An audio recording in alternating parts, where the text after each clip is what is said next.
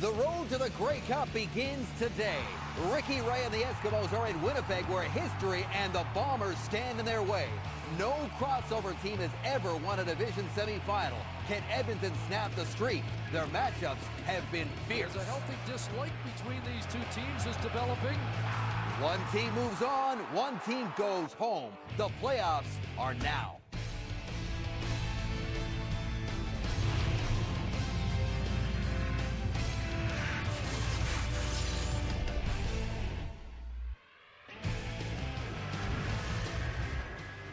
Kevin Glenn and the Winnipeg Blue Bombers hosting a semifinal for the second straight year, and this year they face a team that's crossing over from the West. They're good friends from Edmonton. Augie Berenicia and the Eskimos are in town at Chili Canadiens Stadium as we kick off the Wendy's CFL on TSN semifinal Saturday. The East and the West.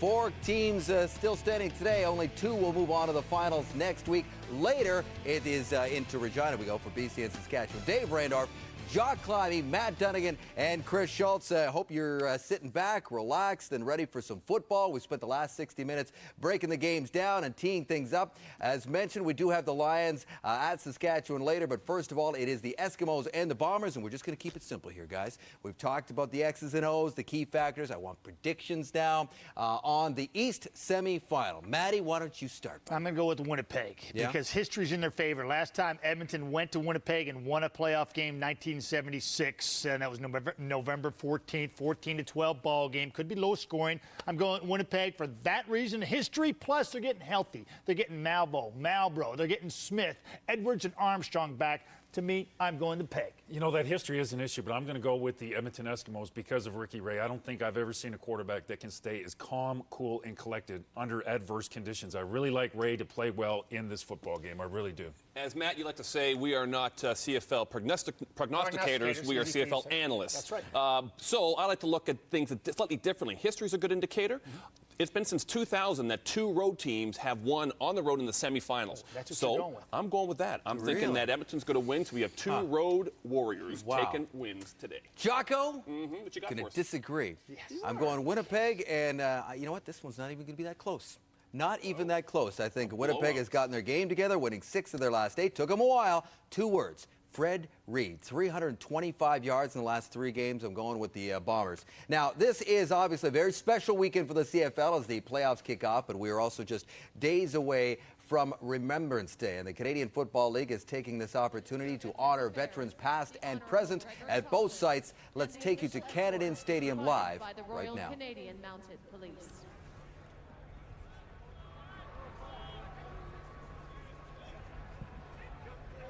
Fans, please join the Winnipeg Football Club as we offer our recognition of and respect for the men and women who have bravely served our country at home and abroad for generations. First with the playing of the last post, followed by a moment of silence, and concluding with the rouse.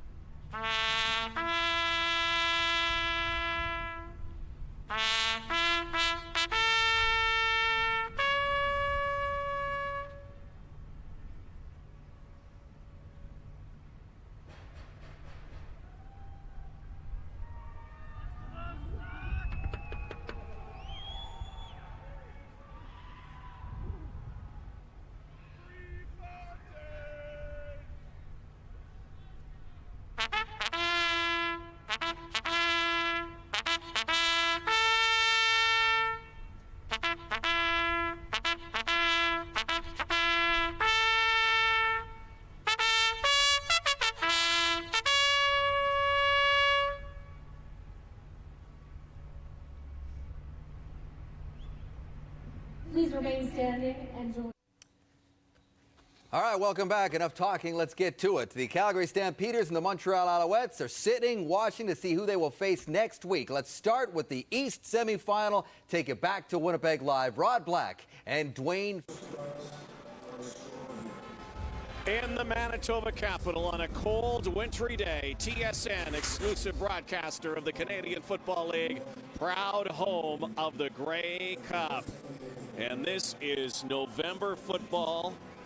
I'm not sure if at its best is the right terminology. At -6, the temperature feels like -13, snow in the forecast, a few clouds, and this is the way you have to dress today. Well, you sure do. And Rod, you talk about this weather. A couple guys who will be heavily affected by it in this game. Ricky Ray, a CFL veteran, playing in snowy conditions for the first time, throwing the ball. The wind will affect him, no doubt. On the other side of the field, Alexis Cerna, Winnipeg Blue Bombers kicker. He finished the season on a hot streak, but he's going to be playing with the Winds here today. Wind was playing all sorts of tricks with the ball. He'll have to adjust. Bombers and Eskimos moments away.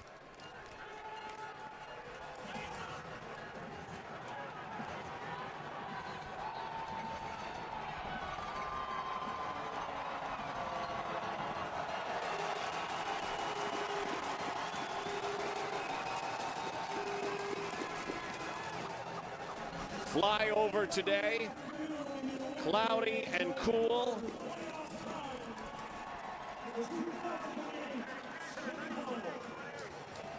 Two teams that were up and down all season. The Blue Bombers with a horrific start to the 08 campaign.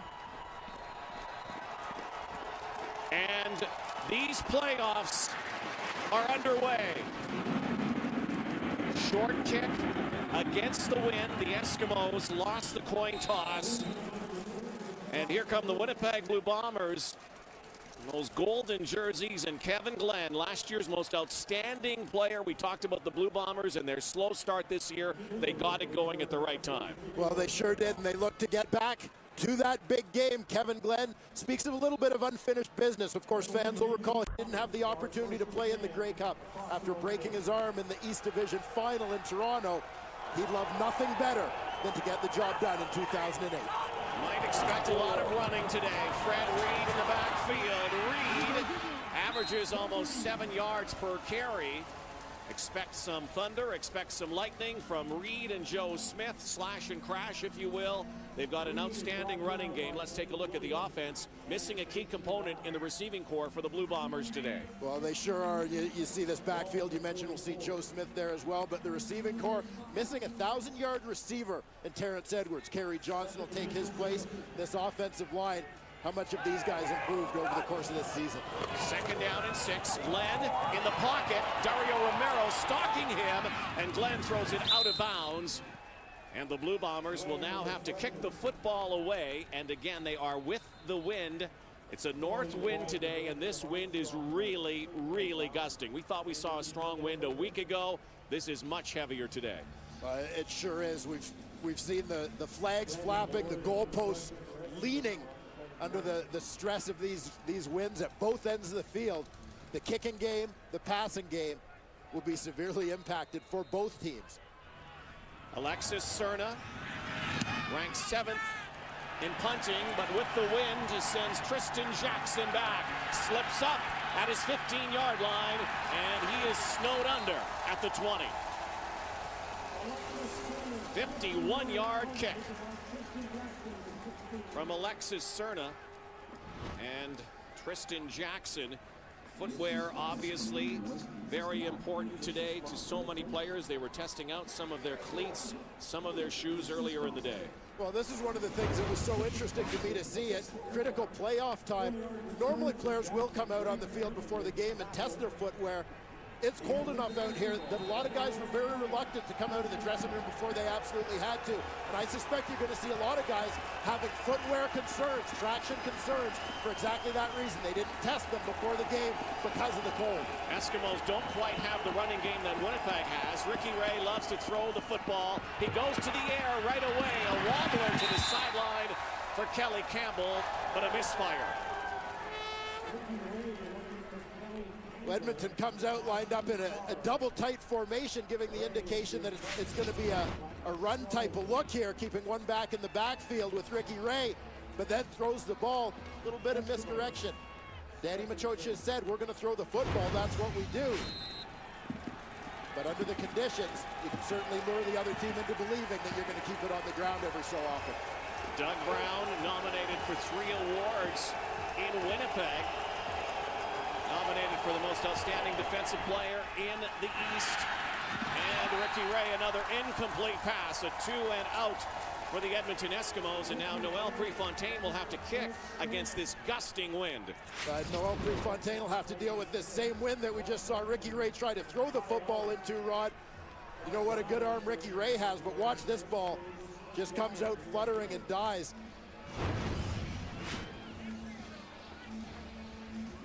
Prefontaine will go near his goal line at the 5-yard line.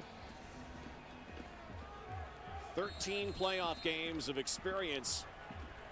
Noel Prefontaine, the most experienced of all out there today, and that kick, not a good one. Mason Armstead, an instant field position now with the breeze for Kevin Glenn and the Blue Bombers. Journey at the beginning of the season, 6 remain, and by the end of today, only 4 teams will be left in the quest for the Grey Cup. Blue Bombers, good field position. Fred Reed slices to the 45-yard line, only a couple of yards. On the sideline today with us, Sarah Orleski. Guys, I can't hear anything. We'll get to Sarah in just a moment. Wind blowing here. Snow on the ground. It's been a miserable couple of days for weather here in Winnipeg. Hard to believe that only a few days ago it was 18 degrees Celsius here. No doubt both these teams were looking at the weather earlier in the week,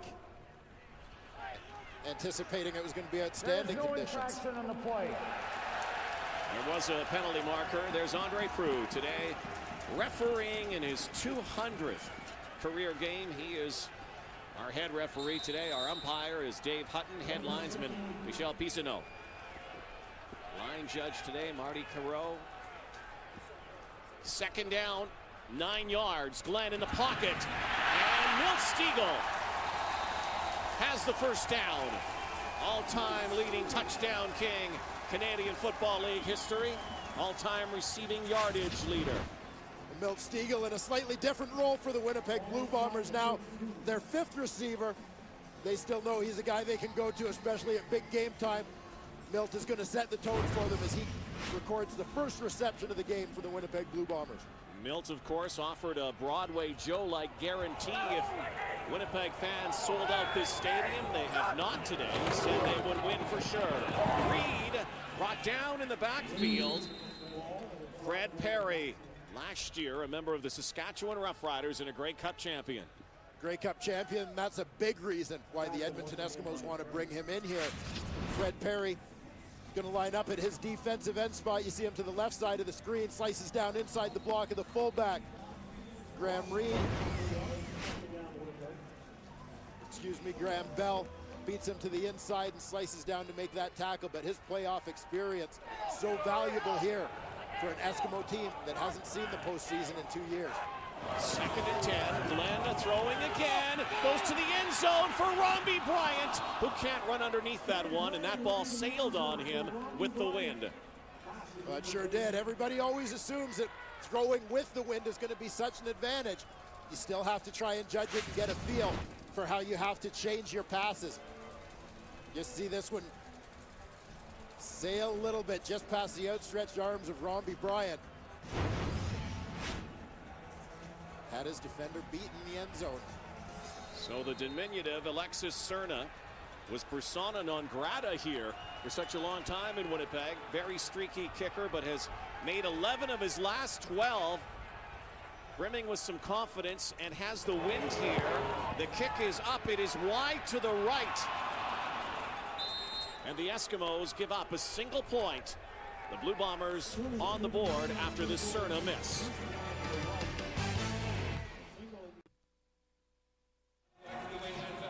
Doug Barry and the Blue Bombers missing a chance there. They get a single point, but missed the field goal. Well, before missing the field goal, they missed a chance for a touchdown here, Rod. Watch the running back, Fred Reed, heading down the seam. Reed not used as a receiver as often as his predecessor, Charles Roberts, was. He was wide open because the Eskimos aren't used to seeing him in that situation. Now, from an Edmonton point of view, going against the wind here, see how fast Tristan Jackson gave up the single. He should run some time off that clock. You want to run the time off when you're against the wind. Pounding away, A.J. Harris close to a first down. You saw also Tristan Jackson slip up in the end zone. Let's go down to Sarah Orleski now. Thanks, Rod. We've seen the effect that the wind has had already. Well, another thing that you're going to want to keep an eye on is the wet field right now. It's damp because of all of the snow. Well, the quarterbacks, Kevin Glenn in particular, was telling us that with the footballs, it can be difficult sometimes to grip them because when the balls get wet, the paint on the balls becomes very slippery. So that's something we're going to want to keep an eye on as well. Second short yardage. Ricky Ray goes right ahead of that impressive front three. Comiskey brothers and Patrick Kabongo, and Doug Brown has said that interior of the Eskimo offensive line impresses him like no other in the Canadian Football League. Well, a big part of this Edmonton Eskimos team, you know, we look at this team and how they've changed a little bit from the version of the Edmonton Eskimos that's missed the playoffs the last 2 seasons. One of the big things is just they're a little tougher, a little meaner. And in the interior of that offensive line with John Comiskey joining the team, Dan Comiskey healthy, and Patrick Kabongo moving in from tackle, they are a lot more physical in that area of their line. Harris again, bulldozes for a couple more.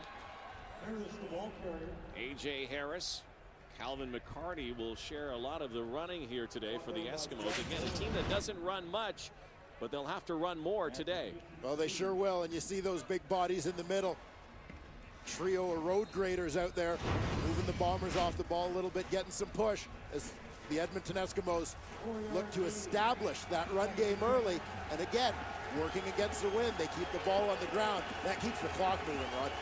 Inside 8.5 minutes, opening quarter. The East semifinal. Ray in the air, here's the rush, and Ricky Ray is dropped by Cam Hall. Well, this Winnipeg Blue Bomber defense brings pressure, moving people around, bringing twists and so on. Going to see Cam Hall, number 40, weak side linebacker. He's going to be untouched up the middle of this defense. Calvin McCarty looks like he has a check release there. Jumped out of there way too quick. He got to secure the inside first. Looked like he got his eyes to the outside in a hurry and missed Cam Hall coming A-gap.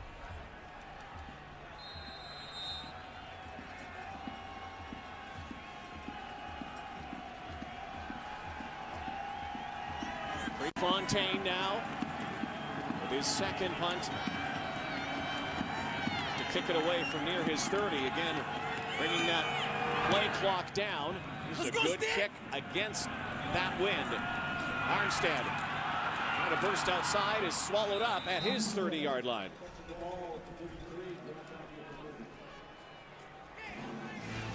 Wendy's CFL on TSN East Semifinal is brought to you in part by the 2008 GMC Sierra, professional grade.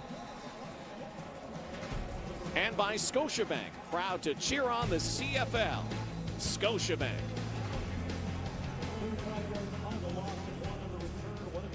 Winnipeg Blue Bombers, 8-10 this season. Began the year 0-4.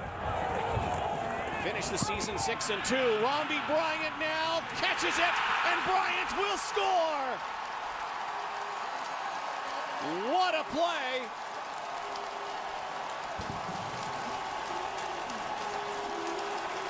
On a lob toss, an alley-oop really from Kevin Glenn. Bryant scores, and the Bombers find the end zone. They were going for the home run ball here to Romby Bryant all the way. He lines up in his slot position, and he's on the short side of the field. He took a good run at this one to hit the line at full speed. Gets outside release on Jason Goss and just goes. Kevin Glenn drops it in. Nice adjustment by Bryant, and he's off to the races. And in the end, salute to a guy who won another race. Barack Obama on his shirt. So a little political statement Penalty marker on the convert, but the Bombers, on a huge play by Robbie Bryant and Kevin Glenn, have an 8-0 lead.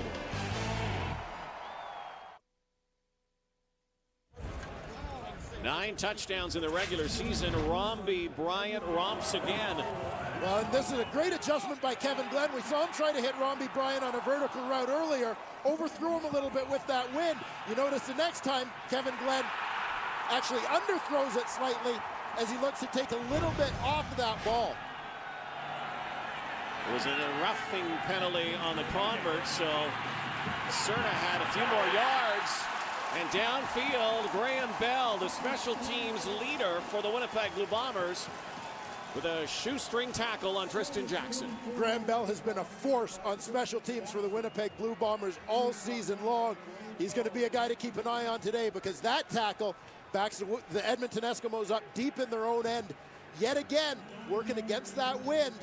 If the Bombers can get them 2 and out, they're going to get this ball back in great field position. Now up to Ricky Ray. Try to engineer a drive. Nothing so far for the Eskimos. Ricky Ray told us yesterday he has never played in snow before. Penalty flag. And the catch made, and close to a first down by Maurice Mann. Maurice Mann has been such a nice addition to this Edmonton Eskimos offense. He, of course, was with the Esks in 2007 before taking advantage of the option year window to go and try out with the Washington Redskins of the NFL. But with Jason Tucker's injury, you knew that a guy like Kamau Peterson was certainly going to step up. Winnipeg number 98.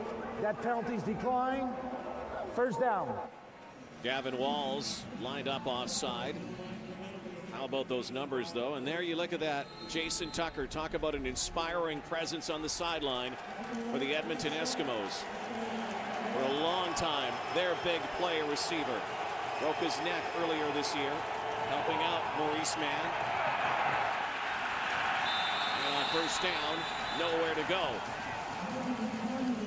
This is going to be the battle to watch all game long.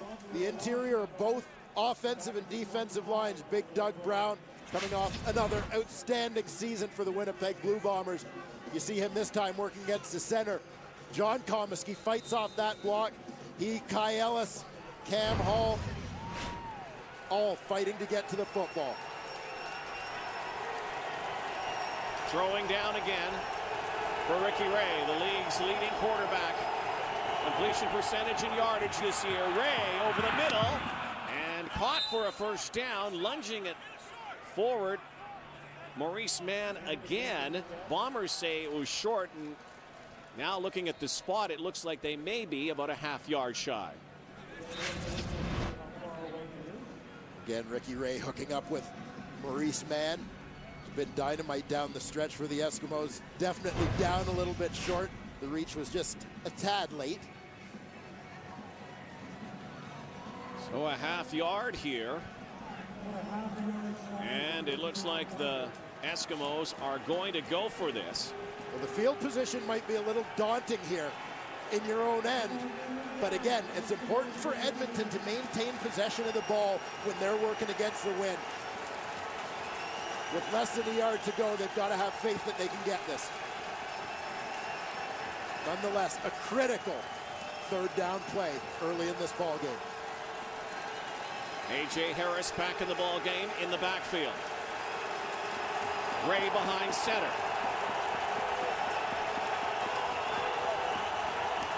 Needs a half yard. And likely got it here. Lunging forward is Ricky Ray. 24. Danny Machocha. His team won a Grey Cup 3 years ago. Missed the playoffs the last 2 seasons. Well, not just missing the playoffs, but also since that 2005 Grey Cup, this is a team that's changed a lot of faces, even from 05 to 06. Many veteran players moved on for a variety of reasons. Another mass exodus after the 06 season.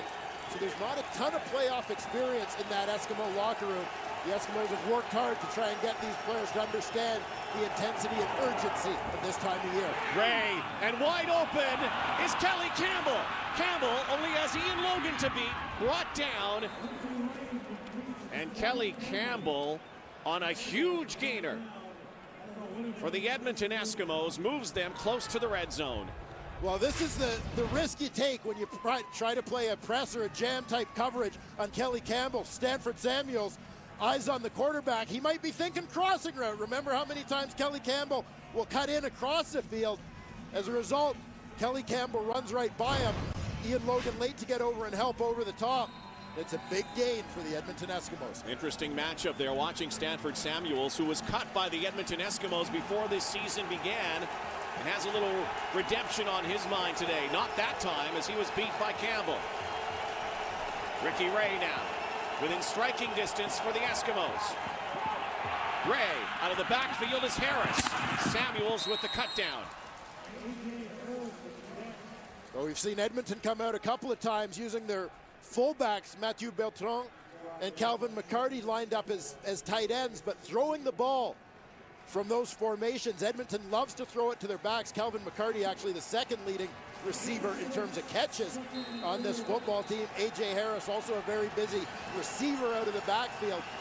Look for that to be a way for Edmonton to throw the football a little more, where the wind won't be as much of a factor when they're throwing shorter passes. Second down and 4. Ray out of the backfield again, unable to hang on. Canadian back, Calvin McCarty. That's going to bring out the field goal team, thanks to the pressure that came from that Winnipeg Blue Bomber defense. You're going to see both tight ends release here into their routes. Winnipeg brings 5. Ike Charlton off the edge. Keeps Ricky Ray in there. You see Big Doug Brown in the middle. Getting to push up the middle, flattening out the pocket, forcing Ray to get rid of the ball in a hurry. He wasn't able to step into his throw. That's why it comes up short. Stephane Laforce comes out to hold for Noel Prefontaine. Put the Eskimos on the board just inside 3 minutes in this opening quarter. Kick is up and it is through. And the Blue Bombers now have an 8-3 lead over Danny Machocha and the Eskimos. Coming up, we'll take you to Regina for Wendy's CFL on TSN Western semifinal. BC Lions, Saskatchewan Roughriders coming up next. Down the Trans-Canada Highway. Kind of an all-West playoff today, even though one is East and West. In this winter wonderland today, single file go the Eskimos here on this kick. Prefontaine watches the ball get blown off the tee by that gusting wind. The Eskimos are coming out of this cluster formation, as they did on the opening kickoff, to try and create confusion in the count for the blocking scheme of the Winnipeg return squad. Joe Smith saw it go through his hands. His first touch of the day is on this return, and the Blue Bombers will start at their 34-yard line with 2:43 to go in the first quarter. Well, this is the wind creating a problem for the return team because of a short kick. The problem here is caused by the linebacker, Neil McKinley, who moves back and creates confusion as to whether he's going to catch the ball. That throws Joe Smith off. He's not sure what McKinley's doing. You want your deep guys catching the ball. That's why they're there. They're the guys you want running with it. Blockers should never move back to catch a football. Only move forward to catch it. Let's see if the Blue Bombers stay with this theme of going deep on the Eskimos with the wind in this first quarter. Eskimos just ate up 4.5 minutes of the clock. Stiegel has some running room and is brought down finally at his 49-yard line. Milt Stiegel's second catch of the afternoon. Again, Milt Stiegel not quite as busy here in 2008 as he has been in past seasons, but the biggest game of the year, they're going to lean on number 85 a little bit more. You see him sell the inside route and then bounce it back to the outside. Again, a guy who guaranteed a win, a guy who has so many records, so many milestones, but one thing missing. A Grey Cup ring might be his final season in Winnipeg. Fred Reed cuts back. Shannon Garrett brings him down after a minimal pickup. Good swarming pursuit there from the Edmonton defense to get to Fred Reed, but Reed has that ability. A jitterbug type back who can bounce it back all the way on those cutbacks. Got to be so disciplined in terms of the upfield angles that you take. You can't over pursue on a guy like Fred Reed.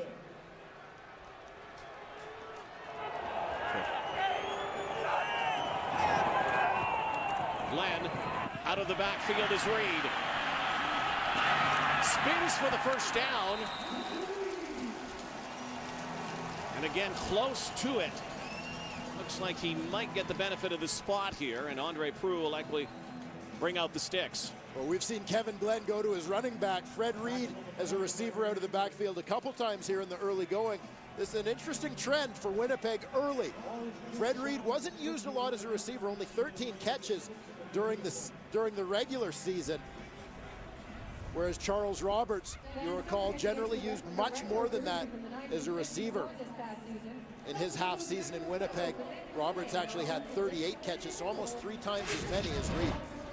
So here it is again, and you saw it. Foot shy of the first down. And it makes you wonder again, Rod, we saw Fred Reed open up the seam on what could have been a touchdown shot earlier, where he didn't seem to be accounted for in coverage by the Eskimos. Again, wide open on the check down route as Kevin Glenn progressed through his reads on that play. Seemed as if nobody really taking responsibility in coverage for Fred Reed. Well, the Eskimos have gambled on third down already, and so the Blue Bombers will as well here. Bringing out some of the jumbo guys and need a half yard as well. Maybe even a little less than that with a minute to go in this opening quarter. Bombers with a 5-point lead. 1 more minute with the wind for the Winnipeg Blue Bombers. And there is the first down. Back to the running situation for Winnipeg. There was such a big trade made in the offseason, a lot made of it here in Winnipeg. In fact, a lot of fans were unhappy that they had to say goodbye to an icon here in Charles Roberts. The trade worked out for Winnipeg. Well, the trade absolutely did work out for the Winnipeg Blue Bombers, and on 2 counts. One, the playing time that it created for Fred Reed, who responded by being an East Division All-Star, averaging 7 yards a carry, over 700 yards in just half a season as a starter. And you also get the opportunity to add Joe Smith, who provides a contrast. Reed and Roberts are similar type backs. Joe Smith gives you something completely different. Kevin Glenn takes a shot with the wind down the sideline again, and Bryant can't hang on. That time, blanket coverage on number 81. Clearly, the Bombers have seen something on film that makes them believe they can get the ball deep against the Edmonton secondary. Romby Bryant this time lines up as the single receiver, working against Jordan Younger. Younger, like Fred Perry, another one of those veterans who's got a Grey Cup ring in his past. One of the reasons the Eskimos brought him here is to bring some of that playoff experience. Well, last play of this first quarter. Again with the breeze for Winnipeg. Will Glenn go deep again? Hangs in, look out! Brought down. Brandon Guillory brings down Kevin Glenn. Final play of the first quarter. Bombers lead 8-3, will change sides, and Edmonton will have the win. 8-3 Winnipeg after 1 quarter. Our statistics brought to you by Tim Hortons. Always fresh, always. And a subtle little stat that stands out from that first quarter, the Edmonton Eskimos working against the wind, winning that time of possession battle slightly. That's an important element in this football game. Well, also an important element, I know it sounds elementary, is winning the coin toss. Well, it sure is. The Winnipeg Blue Bombers, we saw them take those shots for the end zone trying to go deep with the football. They won the toss and opted to take the ball at the start of this football game. For Winnipeg, clearly being in attack mode off the bat was a big part of their game plan here. So now the Blue Bombers, first play of this second quarter. Alexis Cerna, again, 7th ranked punter in the Canadian Football League, against the wind, a line drive. Little kick, Tristan Jackson fields it, and there's a no yards call on the play. Eskimos will get the ball near the 30-yard line. Closed captioning is brought to you by Sport Check. When you're in the zone, time almost stands still. Getting into the zone begins with Sport Check. Sport Check, the power of sport.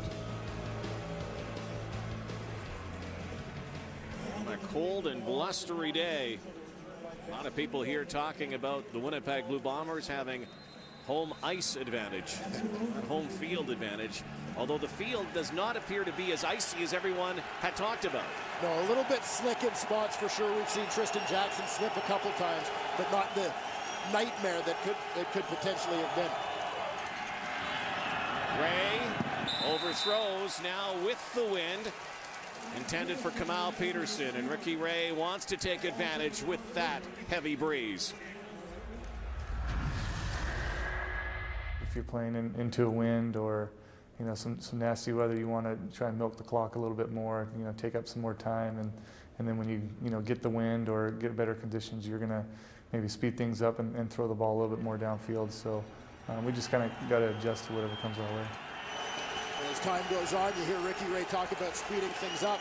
Wouldn't be a surprise to see either team with the wind even go to a no-huddle offense. Ray out of the backfield, and it's picked off, or it's incomplete. Looked for a moment that Cam Hall had his mitts on it, but it was an incomplete pass. Zeke Moreno and Cam Hall right near the pigskin. This is that Winnipeg front seven. It's been so good with these twists since the addition of Kai Ellis and Zeke Moreno to that front group. They bring that pressure again.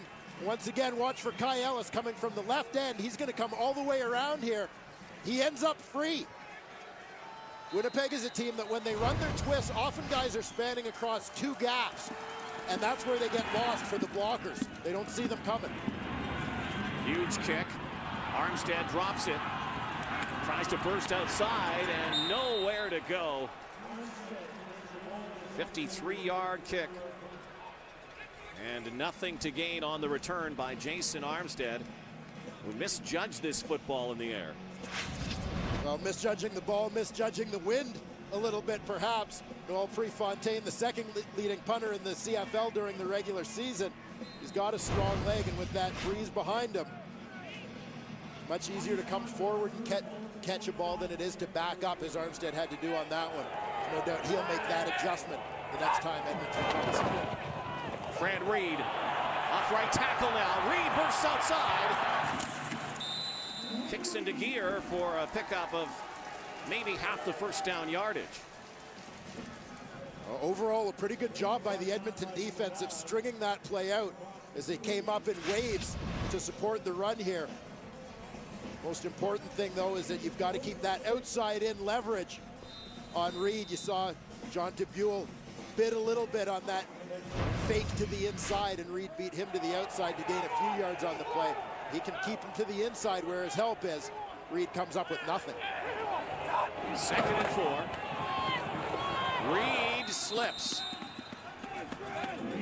Into the wind, 2 running plays back-to-back to Fred Reed, who we talked about Ricky Ray not playing in snow before. Fred Reed also has not played in conditions like this. And Fred Reed showing he's adjusted to those Winnipeg conditions, playing in the short sleeves here today. But it's the adjustment in strategy. We saw it from the Eskimos a little bit in the first quarter. Winnipeg, where it was about the quick strike offense when they had the wind behind them, a little bit more methodical, more of a plodding pace with the running game to eat up that time, working against the wind. Daunting task now for Cerna. Fluttering kick. Jackson again, and Tristan Jackson dancing. Jackson down the sideline. And great field position now for the Edmonton Eskimos, thanks to the Mississippi Missile. Winnipeg, 12.5 to go before halftime. Sub-zero day here in the Manitoba capital. After a 24-yard return by Tristan Jackson, Ricky Ray out of the backfield, Calvin McCarty with the catch. Well, I just want to take a second here, Rod, and go back to that big punt return by Tristan Jackson. Winnipeg Blue Bombers had no trouble getting down the field. You take a look at the number of gold jerseys in the vicinity with a shot. And he runs by a couple more as he starts upfield. What the problem is here for Winnipeg with the short kick, guys are used to running 40 or 50 yards before they break down. A short kick like that happens, guys are still running full speed one way and the return's coming back at them and they can't adjust and redirect to make a play. 2nd and 5, Ray to Fred, Stamps down near the 5-yard line. Fred Stamps back in the Eskimo lineup after sitting out the final 4 games of the season with a leg injury. Fred Stamps, a little bit of an X factor in this game for the Edmonton Eskimos. Had such a good regular season for this team before going down with injury in early October. But a dangerous weapon. He was battling a lower leg injury, but gives him a little bit more speed to go along with Kelly Campbell in that receiving core. Again, one of the receivers who's been working with Jason Tucker. Eskimos now eyeing the end zone. Ray to the corner, man! Stanford Samuels keeps him from the goal line. Also in on the tackle, Anthony Malbrough. Well, you're going to see a good 2-man route here between Maurice Mann and Kelly Campbell on the left side of the field. Campbell, the inside receiver, little bit of a pick type play. That creates space for Maurice Mann on the outside. They start off looking like it's going to be a crossing route, and then Mann bounces it back to the outside where he's got Campbell kind of running that shield for him. 2nd and goal. Twin backs. Bertrand is stuffed. Matthew Bertrand stopped in his tracks. And Ricky Ray looks to the sideline for an indication from Danny Machocha what they're going to do here. You have to take advantage with this win. You got to get to the end zone. Well, there's that battle again on the interior of the offensive line. The Comiskis and Patrick Kabongo working against Doug Brown, Jerome Haywood. That round goes to the Bombers. So 3rd down again and goal. A.J. Harris in the backfield. Ray behind center. Harris, running room, touchdown. Great play call from the Edmonton Eskimos. Everybody's anticipating that ball staying inside. The defense is packed inside the box. You take it to the outside, path of least resistance. Easy score for A.J. Harris. You're going to see the entire Winnipeg defense pinching to the inside. And then they're just in chase mode when they see the toss. That allows A.J. Harris to get a half-step head start on that defense in their pursuit. Ricky Ray leads him with the toss, and away he goes. So both teams now have scored majors with the win at their backs. And now the Eskimos have their first lead of this playoff game. 10-8. There's A.J. Harris, the man who scored the touchdown, but he had a little bit of help from some of the guys up front. His fullback, Matthew Bertrand, right tackle, Calvin Armstrong. They do the little things well. Watch Bertrand's right foot. He's got to step first with the right foot to get himself in the right position, to get to the outside shoulder of his defender. Fights, cuts him down at the end, makes things easy for his tailback. Details win championships, and Matthew Bertrand took care of details with his technique in that block. Prefontaine. Joe Smith rumbles up to the 40-yard line. The Blue Bombers really have not employed Joe Smith in the backfield yet today. No, but when the Bombers' run game is at their best, it's when they are working these two guys in combination. We anticipate seeing a fair bit of Joe Smith as this game goes on. He offers that change of pace from Fred Reed. We've seen how Reed likes to cut it back, occasionally cutting back across a couple of gaps and so on. And that great lateral movement, Joe Smith is just going to hit you in the mouth. Straight north-south run. Kevin Glenn, a quick hitter, but incomplete, looking for Derek Armstrong.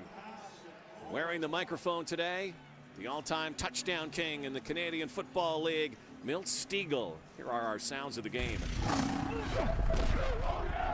Here we go. I've been here 14 years and I still hate this weather, man.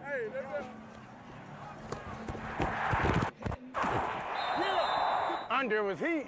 So I'm like, I'm gonna try to sneak out and see if they just. What? What? Come on!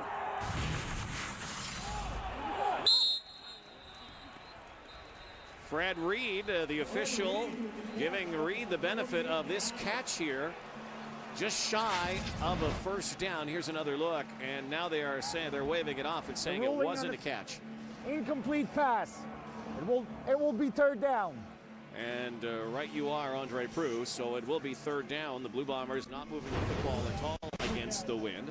Notice that both Winnipeg running backs, no long shirt on today. They are wearing the masks underneath their helmet. Braving the elements here today. Cerna. Back at his 25, Alexis Cerna. Tristan Jackson. Ron Hopper. Jackson at his 50. Let's go down to Sarah Orleski on the sideline once again. Rod, this wind will affect obviously the quarterbacks, but the kickers as well, as we've seen. Well, I talked to Noel Prefontaine, and he told me, I asked him, how bad is that wind out there? He started laughing, and he said, just look at your hair. But he said it's a huge issue, as is the wind, and that's something that Alexis Cerna agreed with as well. But Alexis Cerna said that this wind isn't as bad as he thought it was going to be. Now, I don't know whether or not that's because this is his stadium or whether or not he'd psyched himself up knowing just how bad this north wind can be, but it's certainly an issue out here. Well, the goalposts are wavering. The Eskimos are not right now. Moving the football again. McCarty. And dropped by Jerome Haywood. Well, how about the range from Jerome Haywood from his defensive tackle spot, making that tackle on the running back out near the numbers. Always a tremendous effort type player. Overshadowed a little bit by his line mates. Jerome Haywood, another outstanding season himself. They're the guys who catch the football and run the football. Smart right now. Well, making good use of those propane heaters down on the sidelines.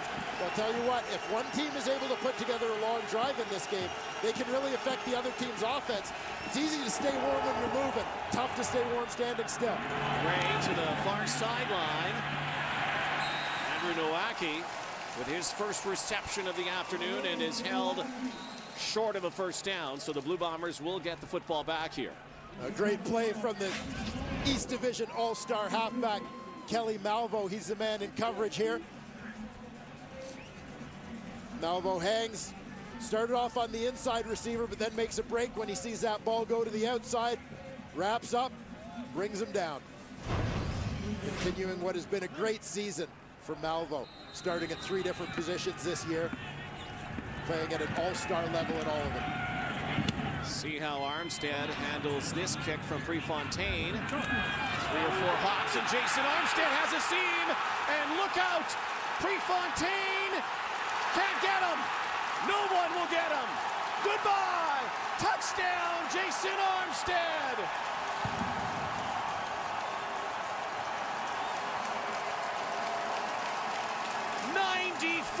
Yards for number 22. Jason Armstead, he wants to get back to Montreal. A guy who many people thought might have been done when the Alouettes released him earlier this season. This is his second return for a touchdown as a Winnipeg Blue Bomber. It's the first block that springs him. Right there. Caught Scott Cole, pinned by Greg Behrman. Oh, and you see to the right side of that screen, Anthony Magicomo got away with one there, the right-handed. Little tug on the back. Spin his man around. A guy who has a tattoo on his calf that says "Speed Kills" and scores touchdowns too. Jason Armstead puts the Blue Bombers back on top in what has become a big play day in Winnipeg.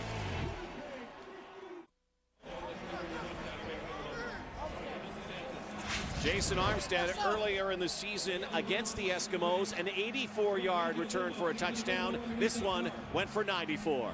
Well, Jason Armstead has injected some life into this return game. You know, Noel Prefontaine, kicker, doesn't have a chance when Jason Armstead has that much space. It's one thing when you've got him kind of funneled from the hash over, from the numbers over. Jason Armstead had the entire field because he had beaten the 11 other Eskimos by the time he got to Prefontaine. Blue Bombers lead 15-10. Now Tristan Jackson. And finally brought down near the 50-yard line. You see the field position battle consistently being won by the team that has the wind at their backs. The Eskimos will start this drive out around their own 50-yard line. Back and forth these two teams go. Blue Bombers score against the wind on an exhilarating play for Blue Bomber fans here by Jason Armstead. And Ricky Ray, 9 of 14 so far. 6 minutes to go before halftime.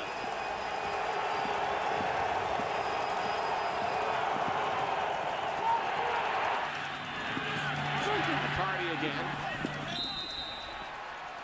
They are now saying that the touchdown by Armstead was officially 93 yards, give or take a yard. Well, and what a boost that return is for a team working into the wind in this quarter, that their offense doesn't have to deal with the elements. Another quick strike, producing a touchdown for the Winnipeg Blue Bombers.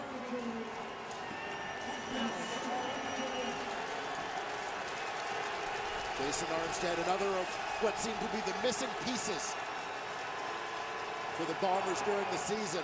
They made those adjustments as the year went on. That's coming together at the right time. Ray to Campbell. First down. Kelly Campbell, what a boon he has been to the Eskimo offense. Terrific addition for Edmonton this year. Well, he sure has been. Just that injection of speed that he gives, able to hurt teams both on crossing routes and on vertical routes, using those wheels of his. Big play guy. Anytime they get even around this territory with this wind at their backs, keep an eye on that end zone shot for Kelly Campbell.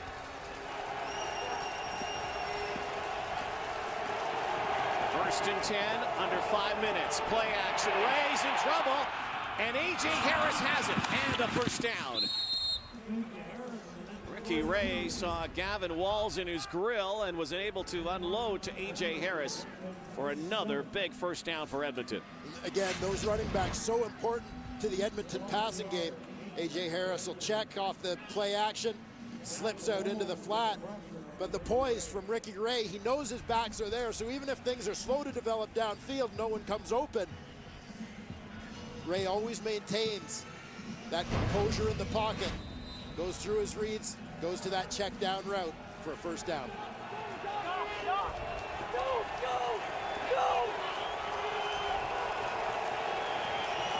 Close to the red zone now for Ray and the Eskimos. Pulls it back, and thrown to an ineligible receiver, and Ricky Ray was hammered just as he let that football go, and Kai Ellis was the guy who hammered Ricky Ray as he let the ball go. And you saw Dan Comiskey deliver that message that you don't hit our quarterback late like that. Ineligible receiver, Edmonton number 62, 10-yard penalty, still first down. I think not so much the hit that Dan Comiskey was bothered by, but the way that Kai Ellis continued to lie on Ray afterwards. John Comiskey, the ineligible receiver in question, or ineligible almost receiver. Brothers Comiskey getting a chance to play together this year after a draft day trade. First and 20. McCarty and running room. Calvin McCarty. Well, what a star that Calvin McCarty has developed into for this Edmonton team over the course of this season.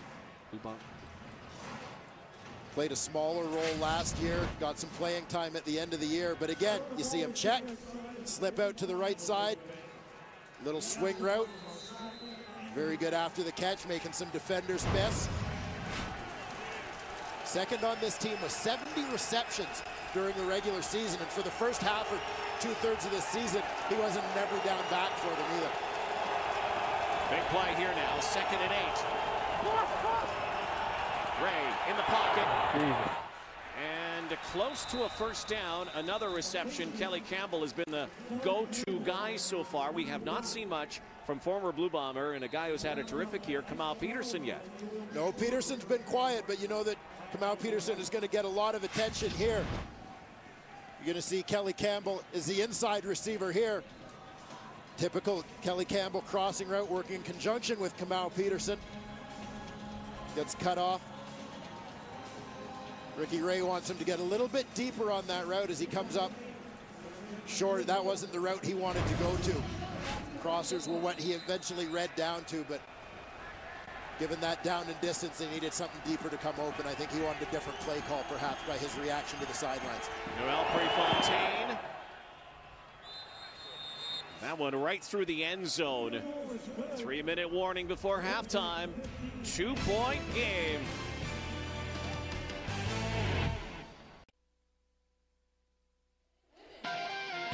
Jimmy Johnson's quest to capture his 3rd consecutive NASCAR Sprint Cup continues tomorrow.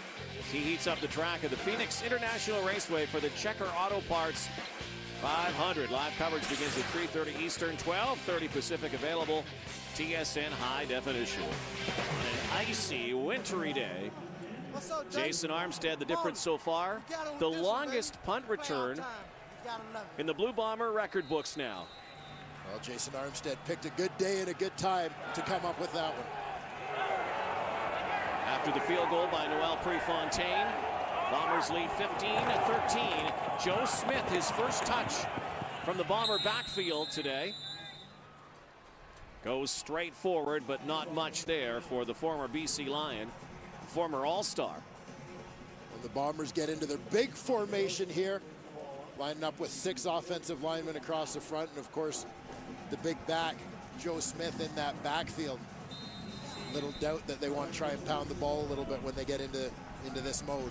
Joe Smith, one of many Bombers when the snow was falling yesterday, doing snow angels at practice. One of the guys had never seen snow before. There's been a lot of it here. Glenn knocked down, picked off. Fred Perry will score. The first turnover of the game from Fred Perry, all by himself. What a wild ride this year has been for Fred Perry. A quiet season. He comes around on the twist this time, all the way around the loop. He's got a little bit of separation from the offensive lineman, presence of mind to get the hands up. And that deflection takes an Eskimo bounce right into Perry's hands with nothing but green in front of him. Let's go! What a turnaround. Both ways, some huge momentum swings already in this East semifinal. And you know, you can talk all you want about the weather, and everybody talked about the conditions and the elements. Might have expected a low-scoring game, but not that so far. And often when the conditions are bad, you see a game that might be bereft of any big plays. We've had some huge plays here in this first half. Oh, we sure have. The Winnipeg Blue Bombers in particular are a team that typically scores over the course of a whole ball game about that 25-point range. See both these teams at putting points on the boards and finding different ways to put those points up on the board. A bit of a surprise here for sure. Just over 2 minutes to go in the opening half, and Canada Stadium in Winnipeg, which was very loud and boisterous a few moments ago, suddenly very quiet because of that man. Well, take a look at Fred Perry on this play. Starts off lined up to the left side of the formation, You see him moving around. It looks like there's some confusion. He's not sure where to be because the Bombers don't, or the Eskimos don't have a contained defender on the outside. He fortunately adjusts at just the right moment, but had he been lined up there in the first place, this touchdown might not have happened.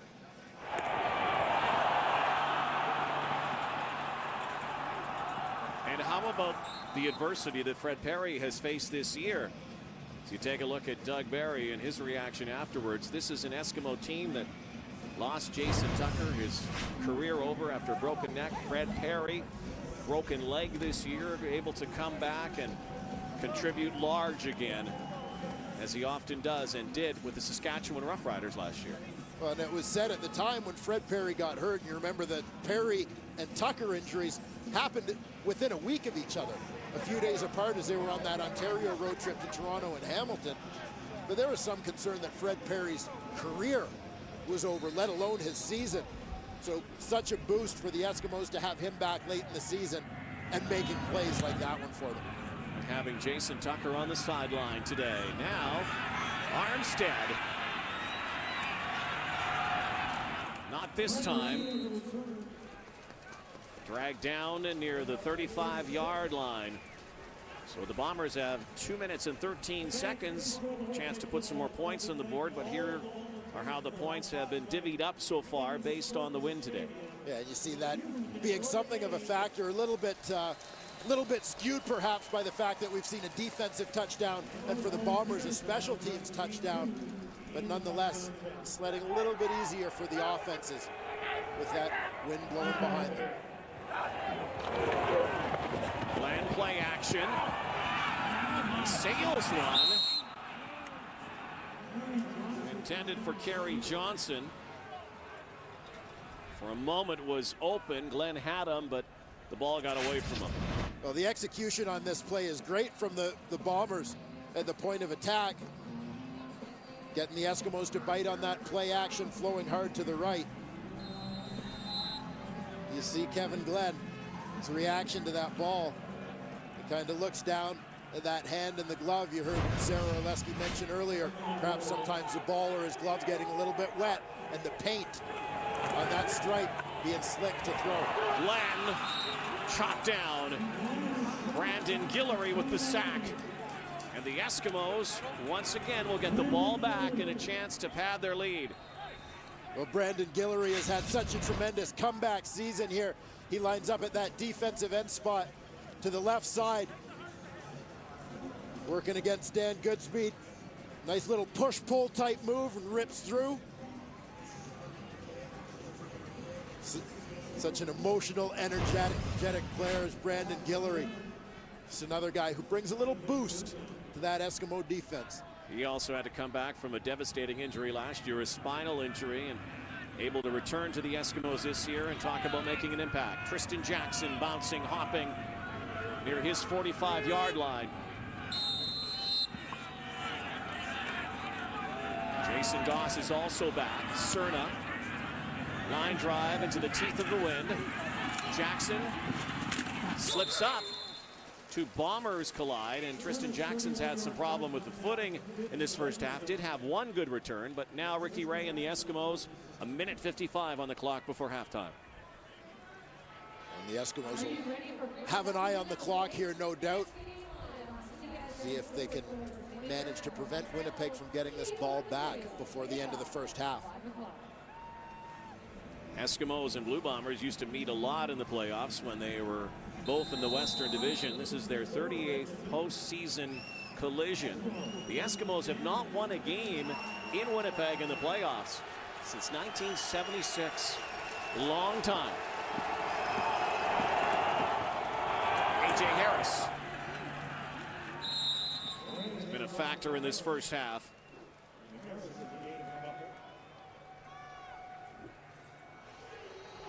We saw that last interception returned by a touchdown for Fred Perry. That was one of those plays that Kevin Glenn couldn't really do a lot about as Perry got his hands up at the last minute. This is the kind of day where you actually expect a lot of turnovers just because of the cold weather. You expect poorly thrown balls from the quarterbacks. You expect to see running backs have a tough time gripping the football. But it's a real positive for both teams that they've been able to avoid those turnovers. And you see certainly the effect that turnovers, the giveaways, takeaways have had on the Eskimos' one-loss record over the course of the season. Ray steps out of the pocket. Ricky Ray has a first down and more. Ricky Ray down near the 30. A pretty impressive effort for a guy who averaged less than 4 yards a carry during the regular season. Put a nice little juke on Cam Hall once he broke the line of scrimmage. But again, classic Ricky Ray. Eskimos pocket gets collapsed by that Bomber front four. Ray just steps up, sees a little bit of room, and takes off. Tucks the ball away at the end.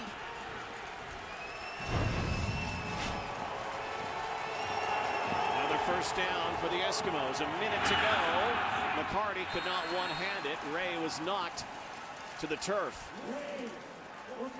Does not get rattled very often, might take some hits. But one thing Ricky Ray has done through the years is if he gets to the playoffs, he will take his team to a championship game. Well, he's proven that over the years. You're going to see number 40 again. The Will linebacker, Cam Hall.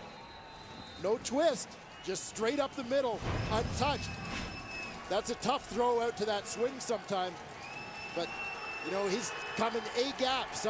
When the O-lineman either has to pinch on him, meaning everybody step to the inside so that the free rusher comes from the outside, but you can't let the guy with the shortest line get there. Ray in trouble again, flushed. Pump fake, Ricky Ray brought down by safety Ian Logan. Short of the first down, so the Bomber defense holds here.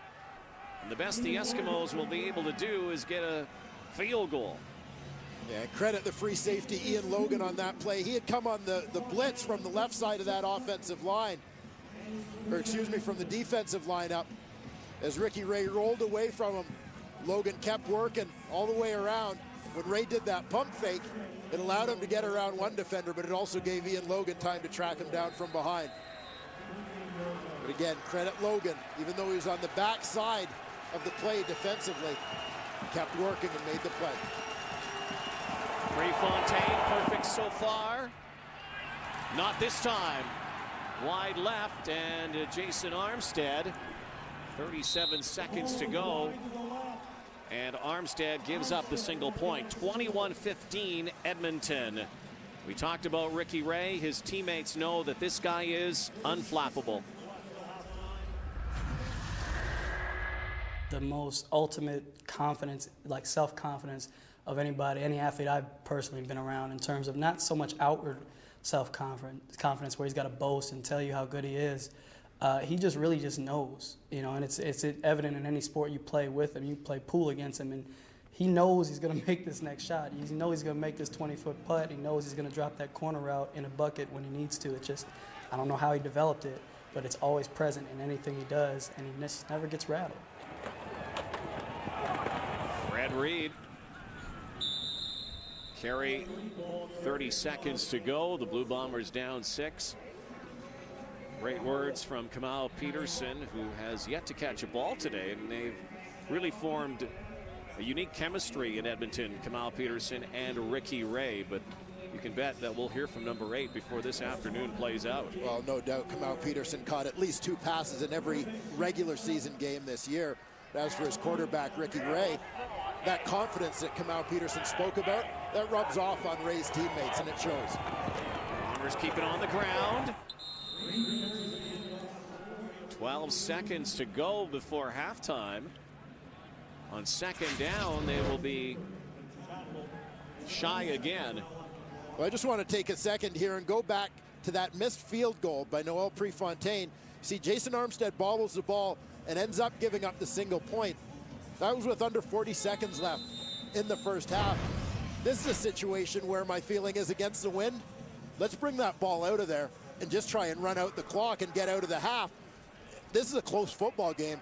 They gave up a single point that they didn't need to give up. You're absolutely correct. This will be the final play, keeping it on the ground. The Edmonton Eskimos will go to the locker room with a 6-point lead, and we'll see how that single point plays out in what was a big play first half. A little bit of everything in the East semifinal. Oh, what a game in Winnipeg, 21-15, and Dwayne Ford, we all agree with you. Why didn't Armstead run that ball out? What are you doing? 6-point game now instead of 5. Dave Renner, Jock Climby, Matt Dunnigan, and Chris Schultz, and all kinds of things going on in that first half, all sorts of big plays. Fred Perry back on July 20th in Week 4 suffered a fractured fibula and a dislocated ankle in a game against the Argos, and at the time, Matt, he said, I'm going to rehab this, I'm going to be back, and we all kind of thought, it's good attitude, but it was a gruesome-looking injury, and here he is with a huge play, one of many in the first half of this football game. Yeah, true testament to what it takes to be a professional at this level and to do your job and coming back from an injury like that. But he did have a huge play for the Edmonton Eskimos, and it was the difference in the first half already. But the big play has been the name of this football game, and it's all vertical. If we take a look right here, you'll see Robbie Bryant right here. He's going to be untouched by the defender in front of him. Watch how he just unabated goes down a football field. It's a track meet. That is a vertical play. You have your balance, you have your feet underneath you, and now it's just a matter of pitching and catching, and Glenn puts it on him. And here, you've got the same thing. You've got Kelly Campbell's got the opportunity to go outside, or he can go inside on Stanford Samuels. He takes the least path of resistance, and he gets untouched up the football field. Stanford Samuels whiffs. Kelly Campbell takes it down a football field. Again, a vertical play, feet up underneath them, making the difference. And here, I don't care if you're fast like Robbie Bryant or Kelly Campbell, you're Ricky Ray, get vertical, north and south, up the football field, keep your balance underneath you. And Jock, to me, this is the key in this football game. We'll see it throughout the second half. As you know, in that kind of slick conditions, it's so hard to move laterally, and I think you're absolutely right. In the second half, coaches need to be getting things moving down the football field. Now, Ricky Ray obviously is not having his usual game. I mean, yes, efficiency-wise he is, but he's not pushing the ball down the field like he normally does. Other than the 69 yards that he completed on 2 big plays, he's averaging 7 yards of completion. Why? Because of the pressure. And we saw it in the second play of their offensive series of the game, and you see Ellis get a hand on his arm and deflect the pass. They were doing a great job taking him off his first read, the secondary is, and forcing him. Now here we got coming in from the outside. This is Charlton, who again is forcing Ricky Ray to come off his first read, second read. Now he's just got to dump it off for a small gain underneath. This is what Winnipeg wants to do. They're doing it successfully. Here, it's just a 4-man rush. Here they are. This is it. Watch how much time Ricky Ray has, and yet first read, not there. Second read, not there. He's pulling the ball down, and now Kai Ellis is in his face and deflecting the pass. Winnipeg are doing the job defensively, secondary, and in terms of defensive line, Chris. You know, when you look at this football game in the field seems to be very slick, but it seems to be slick in patches. And I really think going into the second half, how well the punters handle the football field, and especially handle kicking with the wind or against the wind, and the returners is going to make all the difference in the world. First, watch Noel Prefontaine. He basically kicks this football from his 20. He uses the wind to his advantage by getting it up in the air. Now, Jason Armstead here doesn't handle it, loses ground, loses almost another 10 yards, a complete flip. Alexis Cerna has a little bit of trouble into the wind. Tristan Jackson fields the football cleanly. Now, he's going to take it from the 55. He'll take it all the way back to the 31. That set up the first touchdown for these Edmonton Eskimos, man. And then Jason Armstead came back and made that big play on the return against the wind. So going into the second half, I honestly think the punters, the returners, will have a big-time influence. Edmonton has converted on 2 third-down gambles, one leading to a touchdown and another leading to a field goal. But how about Armstead, huh? We thought maybe he might disappear from the scene. Winnipeg scoops him up. 2 punt returns for a touchdown against the same team on the same field. And it's a good one here on the Wendy's CFL on TSN Eastern semifinal. Welcome back. Here are your halftime numbers brought to you by Tim Hortons Always Fresh. Chris? Dave, numerically things are pretty even, but the one thing, 25 rushing yards right there for the Winnipeg Blue Bombers, that's surprising. They gotta get some more yards running the ball. Fred Reed started early. They started to mix in Joe Smith as that first half went along, and don't forget.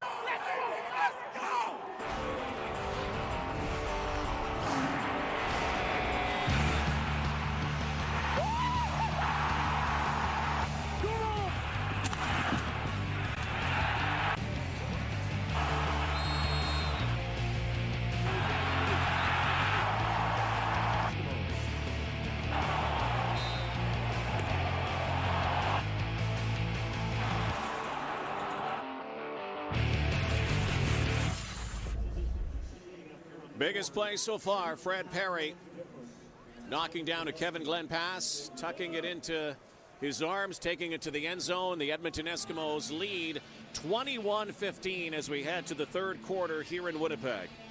And both teams having an opportunity to make some adjustments in the locker room. The Edmonton Eskimos offensively attack the edges a little bit. You heard Jock Climie talk about how difficult that lateral movement is. So try and get the Winnipeg defense moving sideways a little bit. Don't run necessarily up the middle. Go off tackling on some tosses. As for the Winnipeg Blue Bombers, take a look defensively and bring the blitz. We've seen Cam Hall come free, and that's affecting Ricky Ray's rhythm in throwing the ball. But the other impact of blitzing is on check releases for the running backs. It forces the running backs, A.J. Harris and Calvin McCarty, to stay in, which takes away the guys that have been Ricky Ray's two most productive receivers in the first half. Alexis Cerna kicks off along the ground. Little grounder to Tristan Jackson. Jackson near the 47-yard line, and I guess another adjustment for the Edmonton Eskimos. They have the wind here in the third quarter. Make some hay. Absolutely. Right now, the Eskimos have a 6-point lead. They need to expand that by at least a couple of possessions, so to speak, over the course of this third quarter, because we've seen what Winnipeg can do with their big play receivers when they've got the wind at their back. Here are the numbers. Ricky Ray, of course, always a good completion percentage. Kevin Glenn, only 4 completions for 112 yards, as the Blue Bombers also did not have many rushing yards in that first half. Need to get their offense in gear. Ray, shotgun with Harris in the backfield, and Harris is brought down for a loss. Ike Charlton, the initial hit. Gavin Walls wrapped up Harris.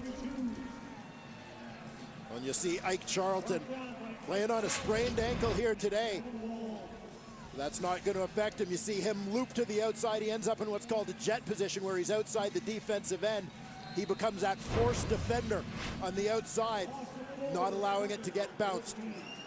Good upfield penetration by Ike Charlton.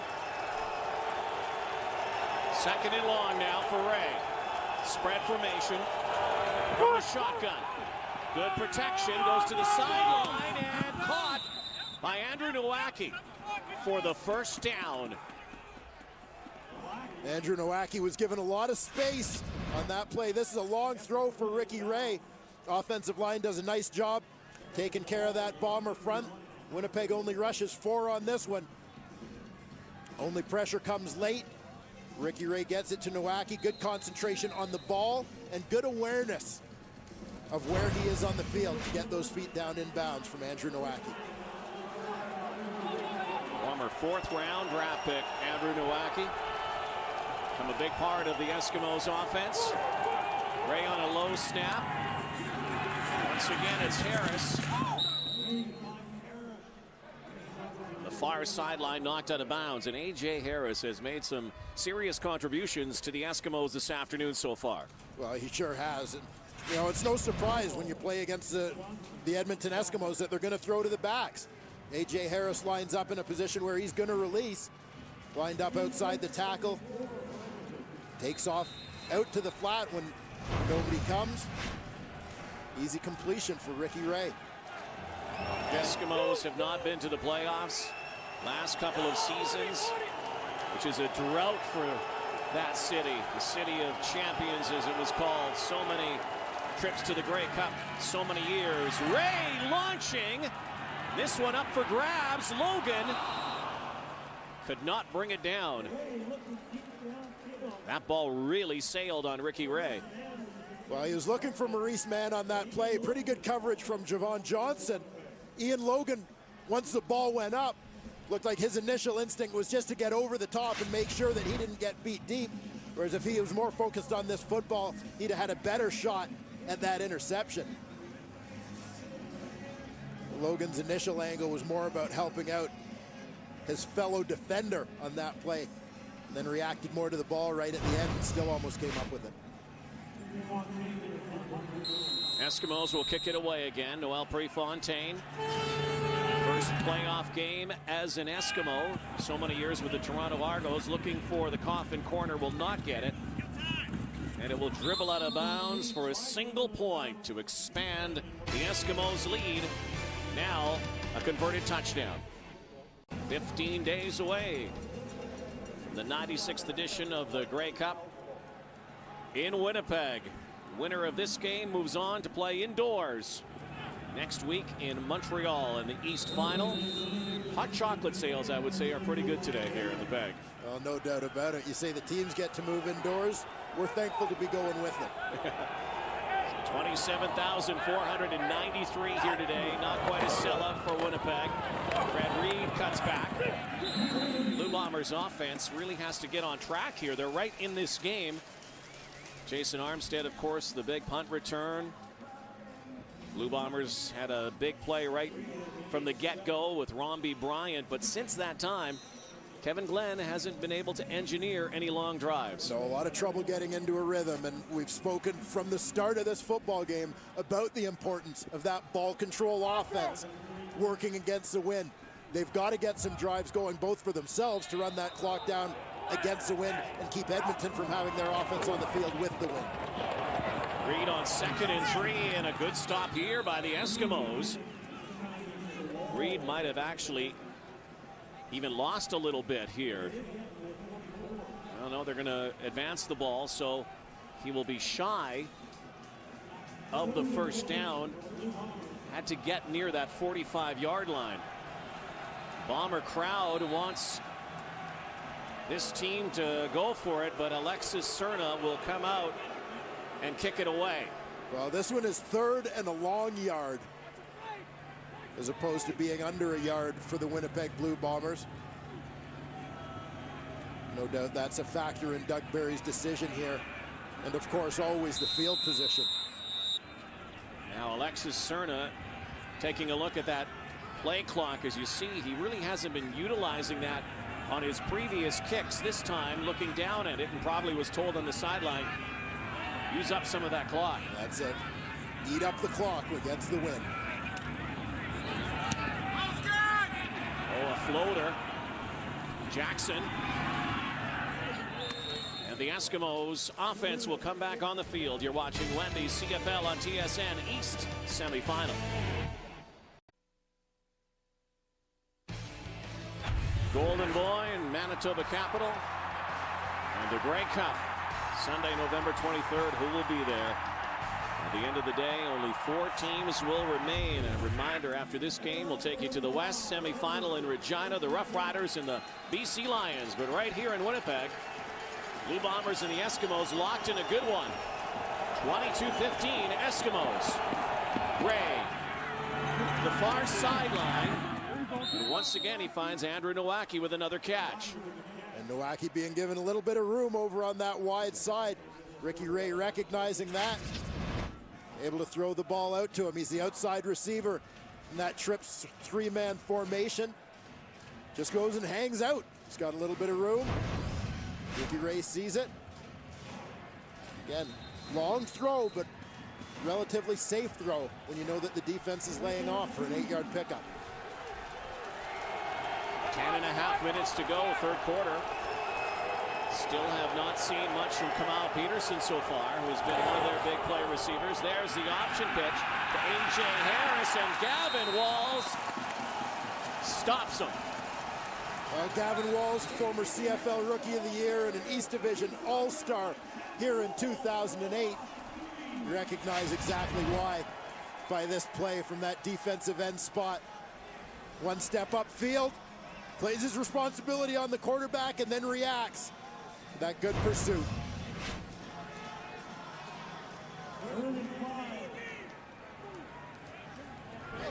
Well, the first half was back and forth, a little wild. Special teams, some offense. Defense is taking over here in this third quarter. Armstead has taken one back today, but has to step out of bounds near his 20-yard line. Here comes Kevin Glenn again. Again, it was a year ago. The Blue Bombers won their East semifinal with Montreal. Went to Toronto and advanced to the Grey Cup game, but without their quarterback, who broke his arm last year in that East final. Kevin Glenn spoke of that, just that desire to get back, to lead his team to a championship. The questions have lingered since November of last year. What if Kevin Glenn had been healthy for that Grey Cup game? Glenn Quick hitter to the far side. And a first down for Robbie Bryant. Finally, some positive yardage for this Winnipeg offense, where Ricky Ray has made it look relatively easy moving the football so far this afternoon. Kevin Glenn has struggled. And Kevin Glenn has particularly struggled against the wind. The Bombers have almost seemed contented to stick solely to their running game when going into the teeth of this thing. But Kevin Glenn finally opts to throw the football. He's got so many weapons in that receiving core. It's tough to ignore them for 2 quarters of the football game. First down. Tight end package. Reed cutting back, Fred Reed. And the Eskimos read Fred Reed that time. Nowhere to go again. Well, the big question coming into this game for the Edmonton Eskimos is, could they defend the Winnipeg Blue Bombers run game? And they've certainly proven they can. Don't know whether Alex Gauthier's misspelled name on the back of his jersey has anything to do with the Bombers' struggles. You'd think the way this guy's played the last couple seasons, they'd know how to spell it. That happens. They had cold hands sewing it on today. Throwing down, Perry rocks Kevin Glenn. And the ball still loose, no whistle. And the Edmonton Eskimos and Jonte Buell finally a whistle. The referees are saying that the Eskimos have the football. Kevin Glenn says he was throwing the ball at the time. And let's take a look. This is all going to depend on the replay. But watch Kevin Glenn's arm. Starts that forward motion just as Fred Perry hits him. It's an incomplete pass. This one seems like a pretty straightforward call.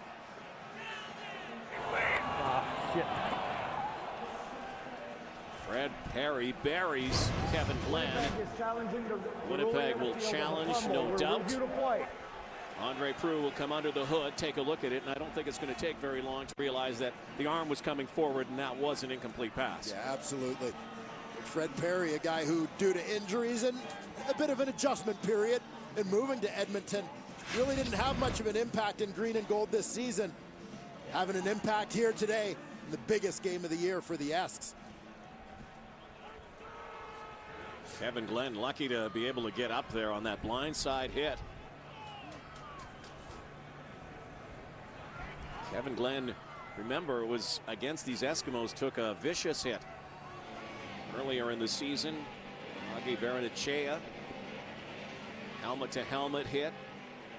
Some bad blood boiled between the two teams. Andre Prue again conversing with the officials upstairs, and the verdict will come now. And all the players coming off the field immediately going to the heaters. Did you notice that? The quarterback's arm went forward on the play, and the ball ended up on the ground. Therefore, it will be Winnipeg's third down, ball on the 34-yard line. Incomplete pass, but you know Doug Barry has to be concerned right now. His offense not moving the football. The struggles of Kevin Glenn. You see him after every pass where he doesn't get the release he wants. Look at the reaction.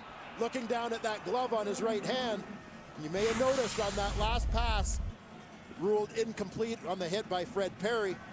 Kevin Glenn no longer wearing the glove. You have a tough time keeping that hand warm. But it's a bit of a trade-off, though. Sometimes the gloves, when they get wet, create a real issue in terms of gripping that football. Normally, in the regular season, Kevin Glenn wears one glove on his non-throwing hand and has a bare hand to throw the football. So he's going back to what he believes in. Good kick from Cerna against the wind. Jackson spinning, dropped. 8:19 to go, third quarter, 22-15, Eskimos. It has been tough sledding so far. Slick turf here. We expected it. But we've also seen a lot of guys with good traction being able to go the distance here today. So as many that have slipped A lot have been able to remain upright in this winter wonderland today. East semifinal, Ricky Ray over top. The catch made, and another crowd silencer, Kelly Campbell. Stanford Samuels all over him. Well, the signature route of the Edmonton Eskimos used to be the corner. Jason Tucker. It's become these combination of seam and crossing routes to Kelly Campbell. This time opting for the seam. Gets a little bit of room, and Ricky Ray threads the needle. Such a tremendous addition to this Edmonton offense, giving them a game breaker. Getting close to 100 yards is Kelly Campbell. Other side now, Maurice Mann. Significant there. The Edmonton Eskimos, when Kelly Campbell has 100 yards or more in receiving, they're 5-0 this year. Might want to pass that on to the offensive coaching staff, and they'll look to feed Kelly Campbell the ball a little bit more. We've seen some big games out of him, some spectacular plays. One of those explosive players who can change a game in one play, though. Haven't seen any of those under routes yet that he has become famous for in Edmonton. And again, nothing so far from number 8, Kamal Peterson. Ray, an outlet pass. McCarty on the sideline. Ray looked over the middle and then went to Calvin McCarty, who has become so proficient on those little swing tosses. A.J. Harris and Calvin McCarty during the regular season combined for over 100 catches. So how number 31 McCarty ends up so wide open on this play is beyond me. 70 receptions alone for McCarty during the regular season.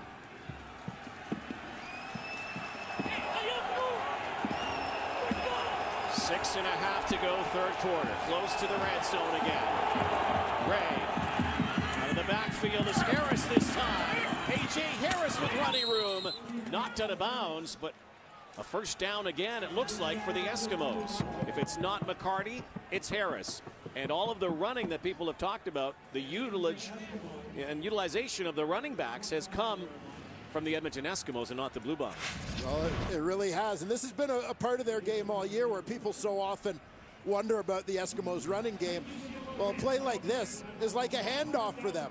Nice job downfield by Dan Comiskey to pin his defender to the inside. That gets A.J. Harris to the sideline and the first down marker.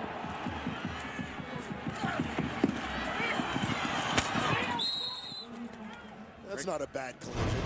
Ricky Ray with just that nice little touch, so confident. Talked earlier of Kamal Peterson. The confidence that Ricky Ray has, something about postseason with Ricky Ray. It's been a while since he was in it. But when he gets in it, he is the general. The general a little bit concerned as one of his soldiers, fullback Mathieu Bertrand, is down at the moment.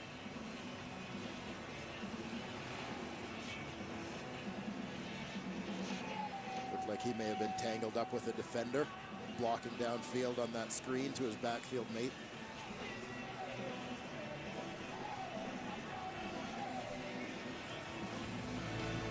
Closed captioning of the CFL on TSN brought to you by Sport Check. When you're in the zone, time almost stands still. Getting into the zone begins with Sport Check. Sport Check, the power of sport. Former quarterback from Laval who has become big fullback special teams player for the Edmonton Eskimos. Mathieu Bertrand is down.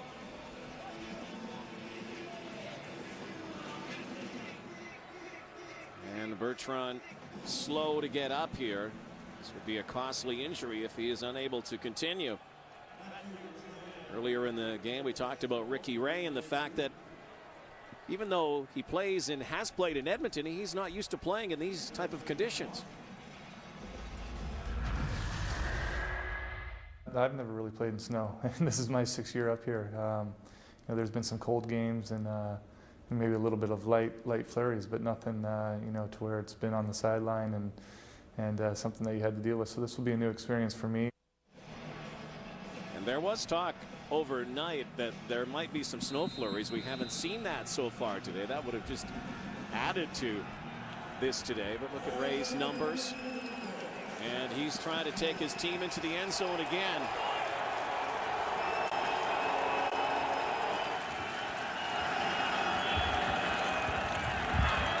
Far sideline again, Mike Mauer. Former most outstanding Canadian in the 05 Grey Cup, who retired and is back with the Edmonton Eskimos. And because Bertrand is out of the game, Mauer gets a chance to play. Gets a chance to play, and they get him involved quickly. But the Eskimos have discovered their backs are being left wide open in the flats and on swing routes all afternoon. And they're picking the Winnipeg Blue Bombers apart with it right now. They'll now go first and goal. Mauer, a mixed martial artist for the Canadian Armed Forces a few years ago, and now the Blue Bombers need a big goal line stand. Harris, left side, A.J. Harris does it again. And the hole provided by Mike Mauer. Again, the Eskimos get in close. Let the Bombers pack everything down inside the tackles. And they bounce it to the outside. Nice job here by the fullback. Mauer lines up as the left tight end. Moves his feet laterally, pushing Adam Hall to the outside. That creates the lane for A.J. Harris to scoot in. Edmonton Eskimos opening up their lead here. Again with the wind advantage in this third quarter. They find the end zone once again. 5:30 to go before the fourth quarter. And the Eskimos have their biggest lead of the game now, 29-15. A.J. Harris, 2 major scores. The Edmonton Eskimos have swung this game around thanks to the swing. Well, the swing route in combination with the flat routes, regardless of how they do it, they're getting their backs open as receivers. Marched all the way down the field to set up that touchdown to A.J. Harris, but it was all about how they used their backs as receivers in that last possession. Eskimos offense kicking it into gear.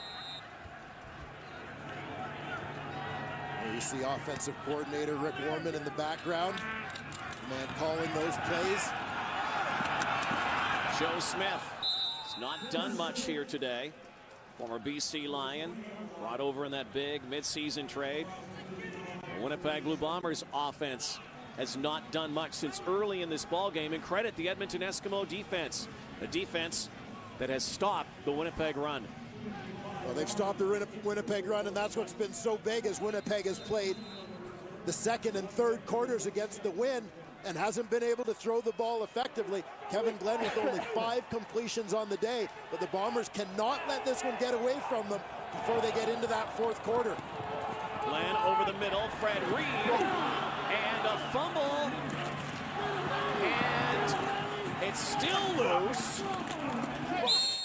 Winnipeg may have got it back, but again, they may even have to take a look at this if indeed Fred Reed had the football. Winnipeg did recover the football. Reed looked like he had it, but how long did he have it for? Well, one of those bang-bang plays. Reed has to go low, and that takes him out of stride trying to catch that football. Gets stripped from the backside. Kenny Onatolu right here. Well, looks like he had it and then lost it. And that slick ball, everybody having a tough time getting a hold of it. Definitely a completed pass. Fred Reed's first fumble of the entire season. Glenn hangs in, hit hard. Dangerous toss, and Kevin Glenn took a big shot. The man delivering that shot, guy who's brought a little bit of nastiness to that Edmonton defense this season, Dario Romero. Little extra emphasis on this takedown. Left tackle, he gets cut down on the play. Romero gets right back up. A little bit of a slam. A lot of incentive to try to get back to Montreal, where he came from. The Alouettes, Eskimos, 19 minutes away from a trip to that East final. Have a 14-point lead. Serna brings the clock down.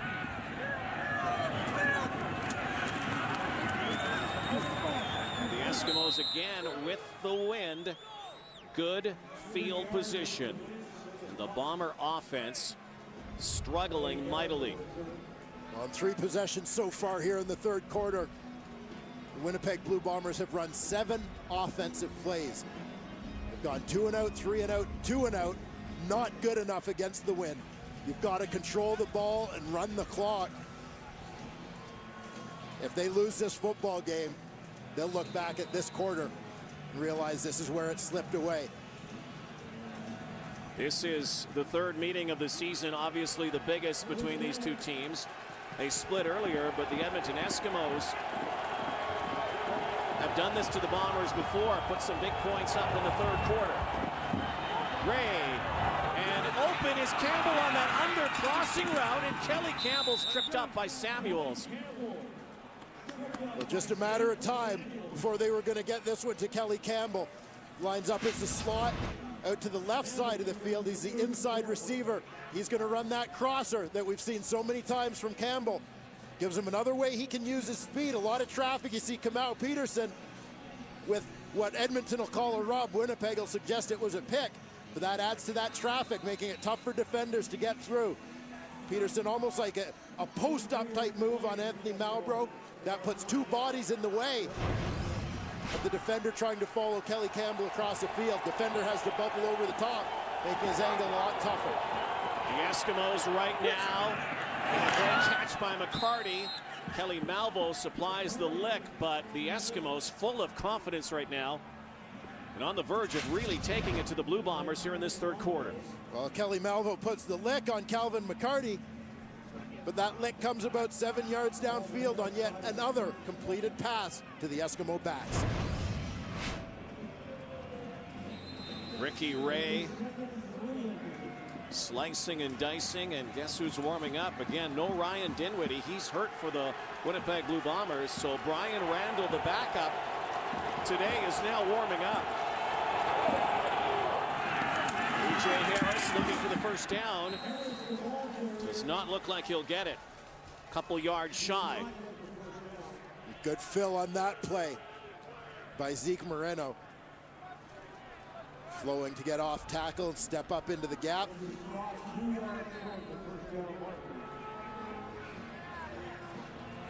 Danny Machocha, in the last drive, they were using that swing pass, the little dump pass so much, not this time, and they're going to have to settle for a field goal when they had a chance to really put the hammer down.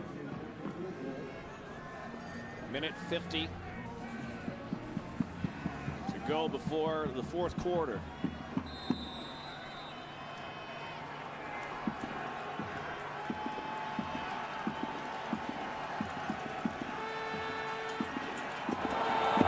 Number 34, and nothing. Off the post, and Danny Machocha has to hate that drive even more now. A bullet dodged for the Winnipeg Blue Bombers defense at a time where they could not afford to allow any more points. Gave up a few too many yards to let the Eskimos get into scoring position. The goalpost bails them out.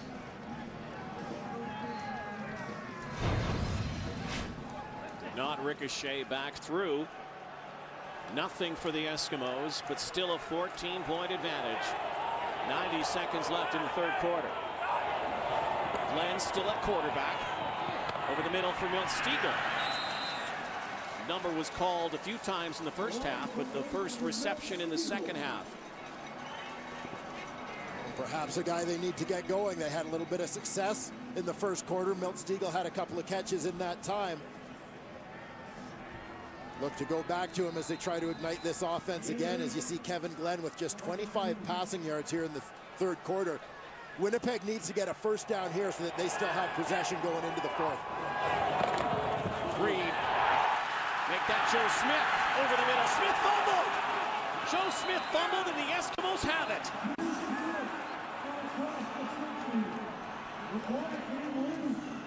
Joe Smith, who has not had many carries today. The Winnipeg Blue Bomber backs, Fred Reed and Joe Smith, have not fumbled in the regular season. This time, a huge turnover. Well, this defense opened up in a big way. Joe Smith doing what he does best, going north-south, but into contact. The ball gets popped here. Number 9, Lenny Williams, knocks it out. And as you said, Rod, what a time. 2 running backs, Joe Smith and Fred Reed. Neither one of these guys had fumbled for Winnipeg this season. But at critical times here, a couple of turnovers, or a couple of fumbles, and this one ends up in Eskimo hands. Another one of the guys who's never played in snow before. In conditions like this, Lenny Williams, a huge play. Ricky Ray, the swing toss. McCarty. And brought down into Winnipeg territory with 18 seconds to go before these teams change sides. And Winnipeg gets the benefit of the wind in the 4th. And the Eskimos again finding different ways to get it to their backs as receivers. Sometimes it's a swing. In this case, it's a screen pass. You'll see 1001, 1002, 1003. McCarty swings out, takes a couple blockers with him. Dan Comiskey out in front gets the block on Zeke Moreno for a short gain on the play. One more shot for the Eskimos with the win. Do they go deep? Last play, barring penalty in the 3rd quarter. Here's the rush. Ray to Kamal Peterson. And it looks like it's very close to a first down. But that will be the final play of the 3rd quarter. The Eskimos 15 minutes away from advancing to the East Final. And the Bombers have the wind, but they trail by 14. No team since the crossover has begun has ever been able to win 4 times, and maybe the Edmonton Eskimos can break that trend. Our numbers brought to you by Tim Hortons, always fresh, always. The Edmonton Eskimos, should they win this football game, can credit their ability to control the football. They're the guys who have avoided turnovers in this ball game, eating up the clock, time of possession, both with the wind and against, and their defense has been huge, forcing Winnipeg into a number of 2-and-outs. Edmonton defense dominant in that 3rd quarter. Not surprising the passing yards Ricky Ray has put up, but the rushing yards, but also the amount of rushing yards that the Winnipeg Blue Bombers have been unable to put up today. And everybody talked that this would be a run-oriented offense for the Blue Bombers. They have not been able to establish the run, and their passing game has suffered. And in the realm of making adjustments to deal with conditions, Edmonton has just done a better job in making their adjustments, leaning on their backs even a little bit more than they usually do to avoid throwing passes that are affected by the wind. Those shorter passes aren't. Before we left, Kamal Peterson was just short, so that was a 3rd down kick from Noel Prefontaine. The Bombers will be pinned here as we go down to the sideline once again and join Sarah Orleski. Rod, to follow up on what you've been discussing, they haven't been able, the Winnipeg Blue Bombers, to establish a run or their passing game. Kevin Glenn started this game with gloves on both hands, and he told us beforehand that this was something really to do with the weather, that he wanted to be able to keep his hands warm, something that we're all having a very difficult time doing down here. But he's taken one of the gloves off now, and he said that part of it has to do with wanting to be able to feel the ball. He has only 25 yards so far in this 3rd quarter. Well, the glove is off, but the offense has to get it going for Winnipeg. Hand off to Joe Smith. Hangs on to this football, straight arming, and his biggest run. So the Bombers don't get penalized by that Smith fumble in terms of points, but they have to start putting some points on the board in a hurry. Well, they sure do. They've got to get this thing moving. Deep in their own end, a little bit limited in the play calling, but Joe Smith gives them a little bit of breathing room with a good hard run here. Trucks. Sadiq Shabazz tries to step up and run support, a little stiff arm on Buell. He hangs on for dear life to bring the big back down. Bombers went deep a number of times as Smith stopped right there near the line of scrimmage, maybe a pickup of 1, but the Bombers went deep a lot in that first quarter when they had the wind. Here's the rub, though. They haven't had the wind since that first quarter, and they've had to establish an offense against the wind the whole time. It makes you wonder about Kevin Glenn's effectiveness throwing the football now with the wind behind him. Well, there will be that big adjustment to make. Kevin Glenn, that wind can change a little bit over the course of those 2 quarters where Kevin Glenn wasn't dealing with it at his back at all. Glenn with protection for Derek Armstrong. Nice catch and a first down. Armstrong has not been used very much today. The guy they call Big Country here. Armstrong in his usual wide receiver spot, working against Jordan Younger. Pushes upfield and bounces it to the outside. Good protection from the offensive line allows this play. Kevin Glenn locks in, good delivery. So maybe after 2 quarters of throwing against that wind, just finally some relief. The breeze behind him. Glenn over the middle again. Stiegel plunging forward, close to a first down. Milt Stiegel, this might be his final quarter of football in the CFL if his Blue Bombers cannot come from behind here. Milt Stiegel shows, as you would anticipate, that if it is to be his final quarter, he'll go out fighting. Gets a little bit of space coming across the formation. Romby Bryant ran that go route again, going deep. That pulls some defenders with him as Edmonton doesn't want to get beaten by that. That left a little bit of space for Milt Stiegel to come in and fill. Second short yardage. In the shotgun, Joe Smith bounced back, maybe for a loss. Establishing that from the shotgun, the Eskimos read it perfectly. And the Blue Bombers are going to have to kick the football away. Well, the ability of this Eskimo defense to defend Winnipeg's run game is becoming a deciding factor. See this shotgun formation for Winnipeg. Joe Smith getting the ball deep in the backfield. Slow developing play. Allows a lot of support to come from the Eskimo linebackers and secondary in defending that run. Alexis Cerna, low snap. Spiraling kick. Tristan Jackson carries it up to the 40-yard line. Bombers down 14, the Eskimos in control. Lots of time left here. Time ticking away on the Winnipeg Blue Bombers. Milt Stiegel trying to energize his sideline. Edmonton Eskimos in control. A.J. Harris.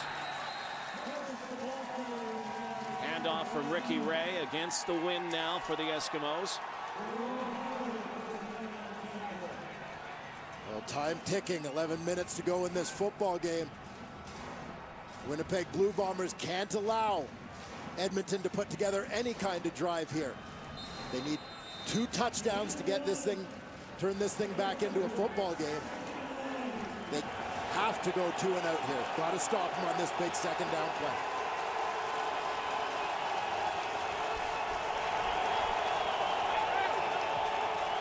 Campbell in motion. Ray in trouble. Dropped. And Gavin Walls into it after the whistle, but Ricky Ray is sacked. And there's a penalty flag after the play, and Gavin Walls right into the face of Patrick Kabongo.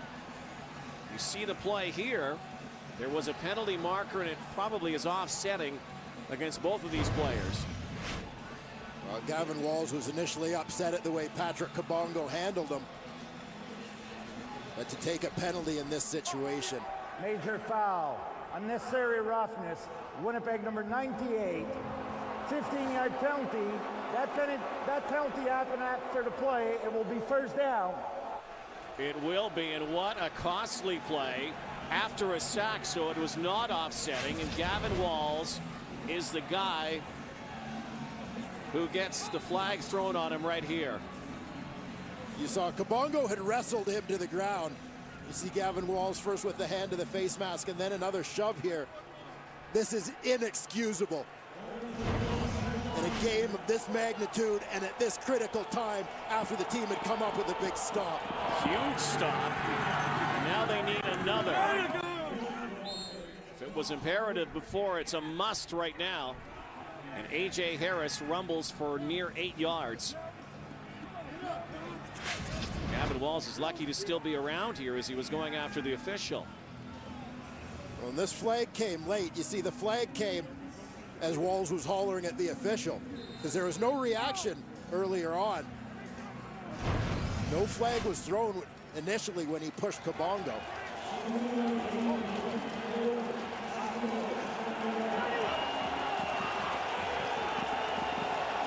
Ray in the shotgun again. 9.5 to go, fourth quarter. There's the rush again. Ray is hit.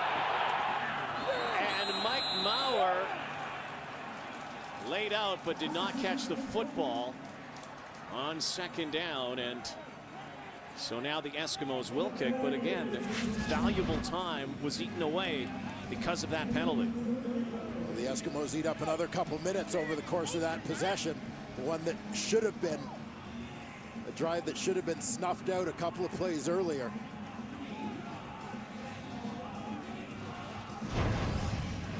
Mike Mauer, incomplete pass there. Ricky Ray, who does nothing but win these divisional playoff games. 9.5 minutes to go. LeFontaine with Armstead back. Is 15. Armstead on a terrific play by Lenny Williams. 9 minutes to go, and the Eskimos will go to the East Final. Blue Bombers get the football back, but not after the Edmonton Eskimos eat up a couple more minutes because of that penalty by Gavin Walls. Yeah, we can't hear what Jerome Haywood's saying down there, but likely something to the effect you got to keep your cool in that situation. Pressing concern, Kevin Glenn's passing numbers. Just 25 yards over the last 2 quarters. To this far sideline. And RJ, that's Milt Stiegel. Knocked out of bounds and chatting with the official there. Well, Milt Stiegel and the Bombers faithful want a late hit call. That one was a clean play.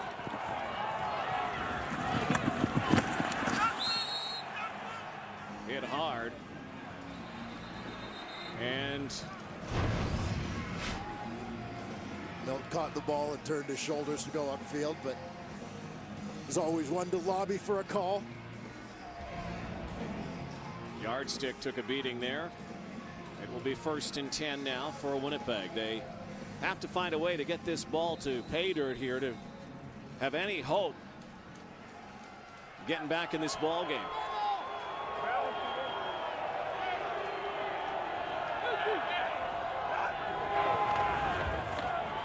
Glenn stays in. R.J. Franklin this time, his first catch.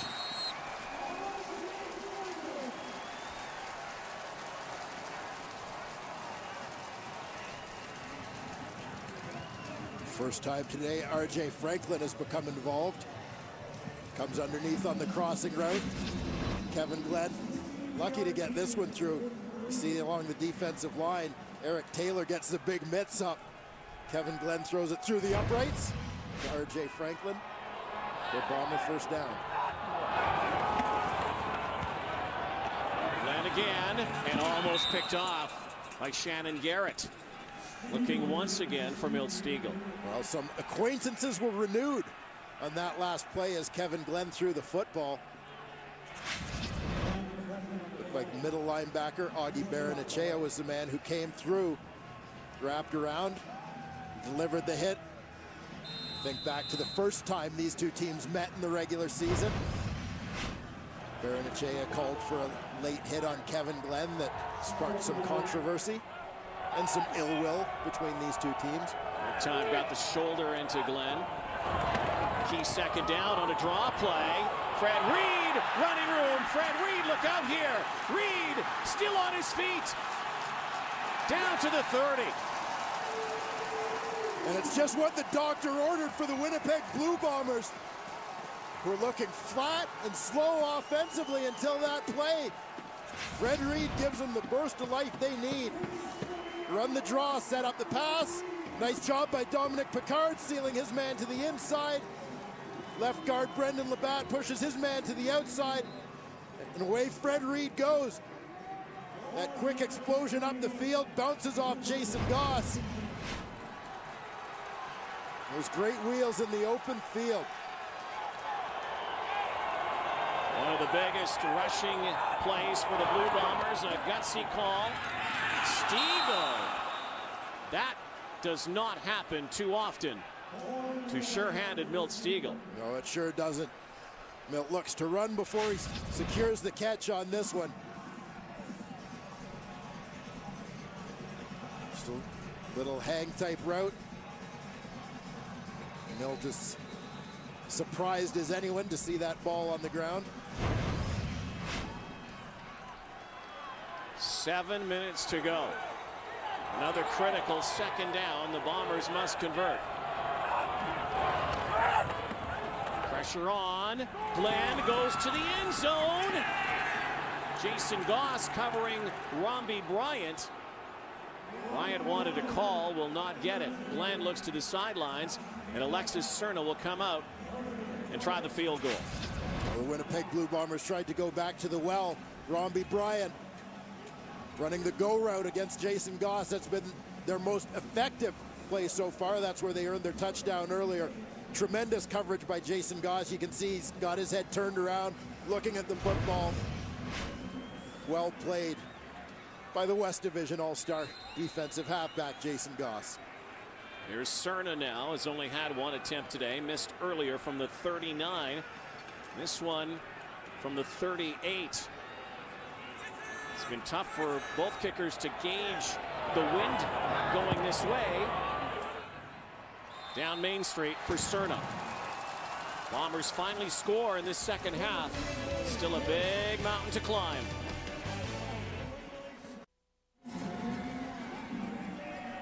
Well, you got to get close to that heater today.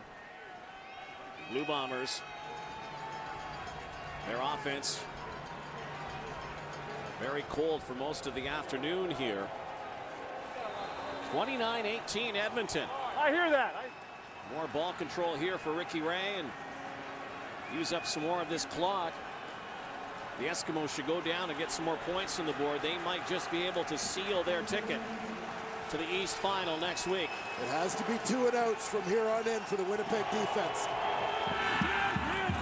No man.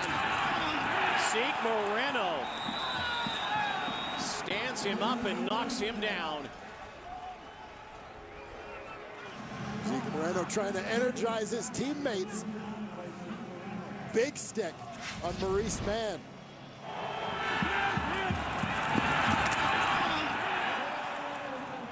Moreno, who led the CFL in tackles this year. 5.5 to go.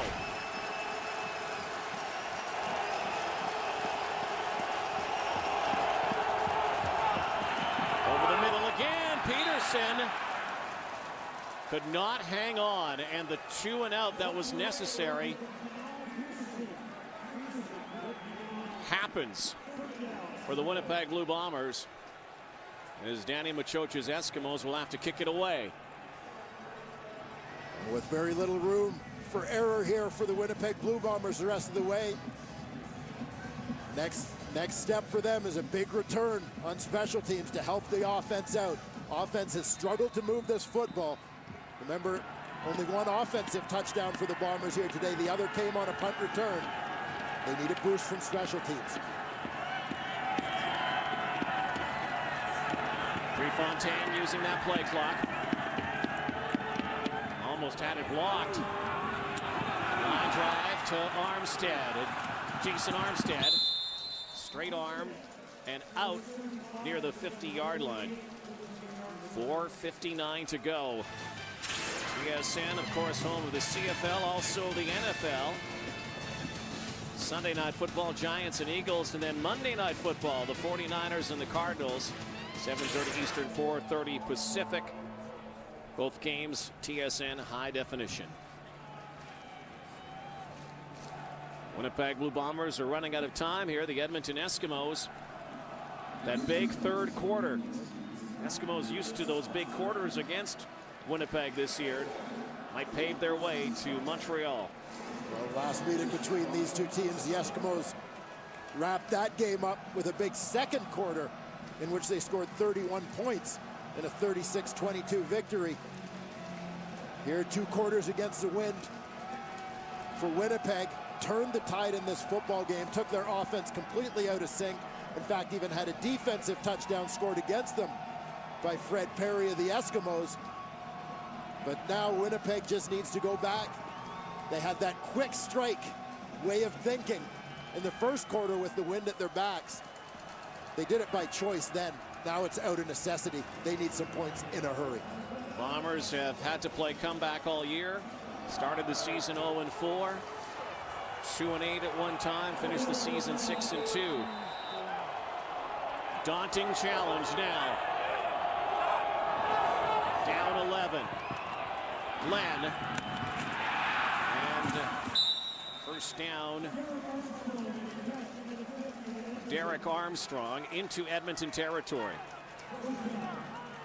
Probably have to start thinking about no huddle here and getting right to the line. That's exactly it. They've lined up at the line. You see Kevin Glenn barking out the signals. Communication key here. The receivers have got to relay those calls out to the wide guys. Inside receivers pass on the calls. Glenn out of the backfield is Reed. Fred Reed, another first down. Everybody's got to be on the same page, hustling up to the football. Keep that defense off balance when they get into this no huddle mode. Saw Fred Reed in that case on a crossing route. A speed advantage against Augie Baranachea. Another first down. Once again looking for Milt Stiegel. 3:45 to go. A hurried throw there from Kevin Glenn. Off target. A big second down. This ball altered by Fred Perry getting his arms up. Fred Perry seemingly back in a big way for the Edmonton Eskimos here today. Once again getting close to must-make time now for the Blue Bombers. Another crucial second down. The middle for Kerry Johnson. Could not hang on. Offense is staying out there. It's 3 down time for sure. No, here comes Alexis Cerna. Alexis Cerna is coming out. Well, this one will help them out, so they're going to go for it. 11-point margin that still leaves them in a position of needing a 2-point convert should they score a touchdown.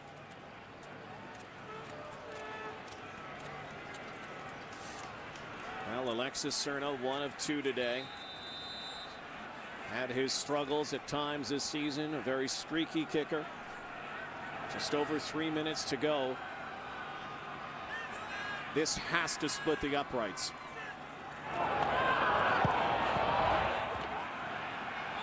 And it does.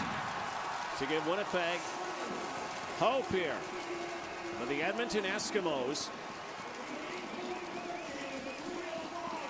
now lead by 8. Well, Alexis Cerna, his coach has put confidence in him. You see that confidence here today, as we've seen over the last few weeks from him. He's now trying to pass a little bit of that on to his teammates down the stretch. 3 minutes, 5 seconds to go, an 8-minute ball game. Bombers with the win.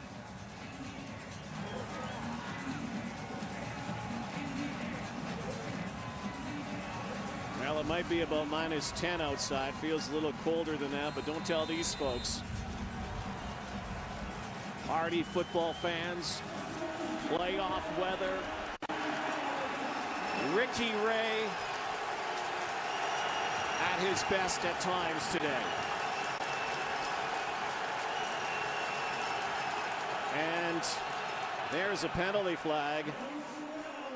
Jerome Haywood jumped He's saying that Edmonton drew Haywood offside. This is going to go against Winnipeg, however.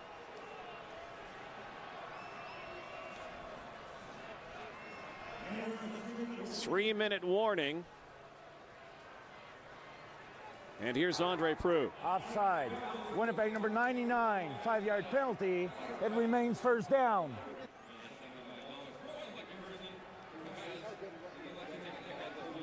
Haywood with the offside penalty. 2:45 to go. The Eskimos leading by 8 points. Number 99, Jerome Haywood, is the man who gets called for jumping offside here. But watch the guard in front of him, Patrick Kabongo, flinch before the ball is snapped. That's why Haywood jumps. He's arguing that should be a procedure call, which it should, against Kabongo.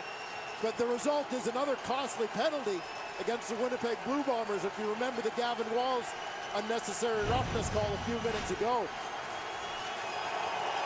2.5 to go. In a loud Canada Stadium, A.J. Harris on first down. Gobbled up at the line of scrimmage, maybe 1 or 2 yards. So now another big second down defensively for Winnipeg. And 1st and 5 after the penalty puts the Edmonton Eskimos in a pretty flexible situation as far as their play calling. I think otherwise this would be a 2nd and long.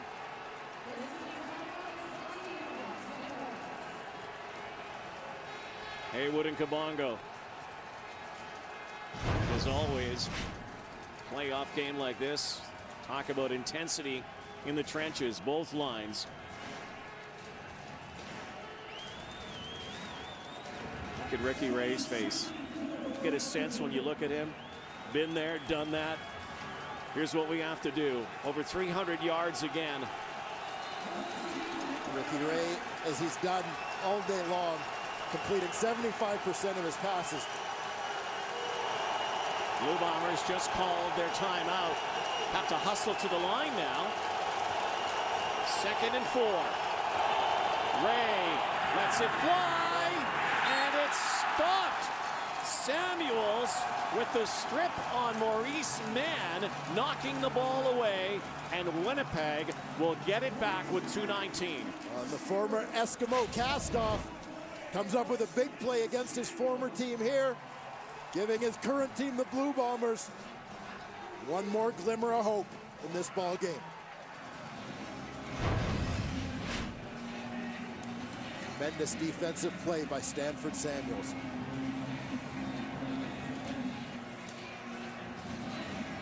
Bombers send 2 back, including Jason Armstead has already taken 1 back today. And again, Noel Prefontaine will kick into the teeth of this wind. It's been blowing in gales all day here in Winnipeg. Line drive, couple hops. Armstead retreated and knocked out of bounds at the 26-yard line. Let's go down once again to Sarah Orlesky. Rudd, I just talked to Jason Goss, and I asked him what the philosophy was of this defense, the plan of this Edmonton defense coming into this game. He said stop the run. Plain and simple, they wanted to make Kevin Glenn beat them with his arm. That's completely different than what the Winnipeg defense entered into this game thinking. They wanted to make Ricky Ray run, and they didn't want to give him the opportunity to throw, but as we've seen, he's been able to do both well today. Yesterday, Milt Stegall at a press conference said Kevin Glenn has always wanted to prove to everyone that he's a big game quarterback capable of winning the big games. Here's his chance, and knocked down. Guess who? Number 41, Fred Perry. The guy who has turned in the biggest game of this football game so far comes up with another one. A remarkable year for Fred Perry. You consider how the broken leg took him away from the Eskimos. He had to conquer that adversity. Last year, a Grey Cup champion in Saskatchewan. 2 minutes away from heading to the East Final with the Edmonton Eskimos. Glenn on the option. Fred Reed hit hard, but it's a first down. Another gutsy play call by the Winnipeg Blue Bombers in a 2nd and long situation. Credit Kevin Glenn for his execution. They put Fred Perry in the bind. They're playing 2-on-1. Perry commits to the quarterback. Glenn tosses, and away goes Fred Reed. Blue Bombers not only have to get to the house here, they need a 2-point conversion. Shaking one is R.J. Franklin. And another first down. The Bombers starting to make some plays now, but is it too late? Is there time?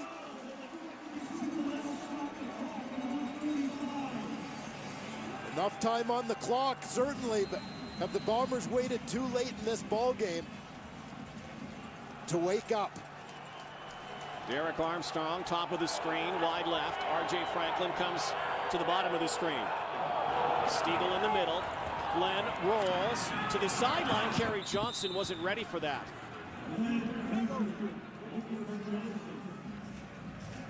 We'll see what the Bombers have up their sleeve for this 2nd and long play. We've seen them succeed with the draw. We've seen them succeed with the option. Some creative running plays.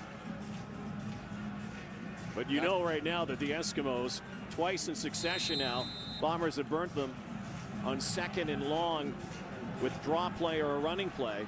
Yeah, no doubt the discussion in that Eskimo defensive huddle centered around Fred Reed. Spread offense here. 6 receivers. Glenn overthrows Reed, and it will come down to 1:38. And this is it for the Blue Bombers. Well, Fred Reed was the intended receiver on this play. He's an inside receiver to the wide side of the field. Runs a short out route. There's a quick window there where Glenn could have hit him. Just overthrown on the play. 3rd down, 10 yards to go. Bombers season on the line. Stiegel in motion. Glenn, and almost had it picked off, and the Edmonton Eskimos sideline celebrating now. Still 1:33, but the Eskimos take over on downs. And that far away now from a trip to Montreal next week.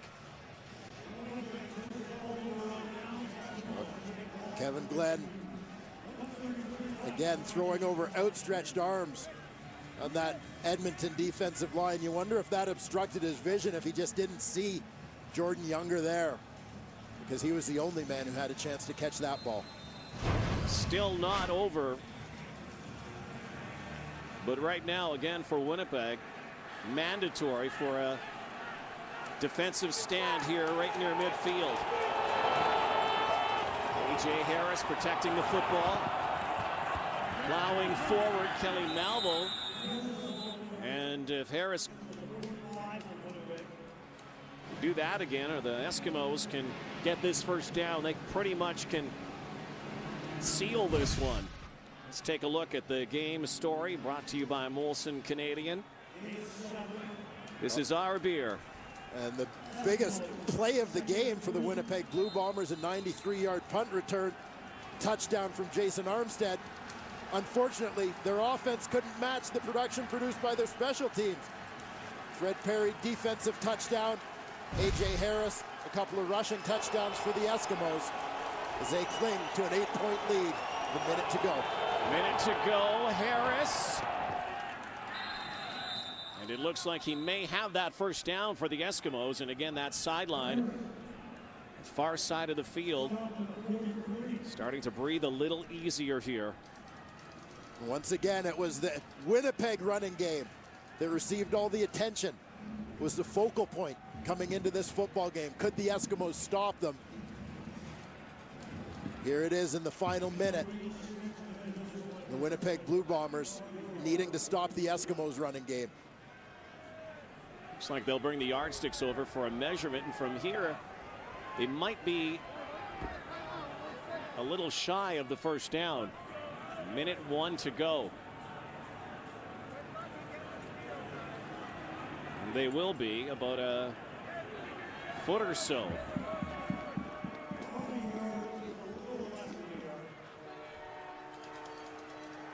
Ricky Ray stays in the ball game. The Eskimos are going to maintain this ball.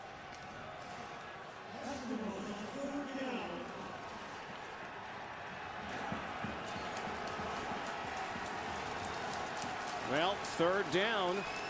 Montreal Alouettes a year ago failed on a third down conversion, and Winnipeg went on to win a football game. Continued their playoff drive. Some might think, maybe try to kick it to the end zone or get that single point and put it out of reach, but it's hard to get to the end zone from here against this wind. Well, hard to get to the end zone, and the fact is more things can go wrong trying to punt the football than are going to go wrong quarterback sneaking the football. 44 seconds. Again, they're letting the clock run down. So Ricky Ray will come over and chat with Danny Machocha about this.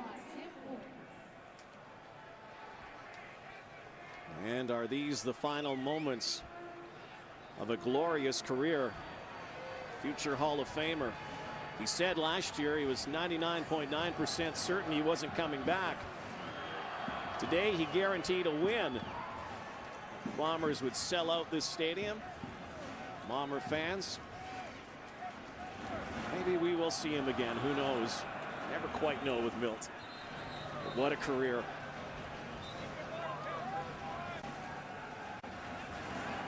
The numbers support it. The greatest receiver ever to play in the Canadian Football League.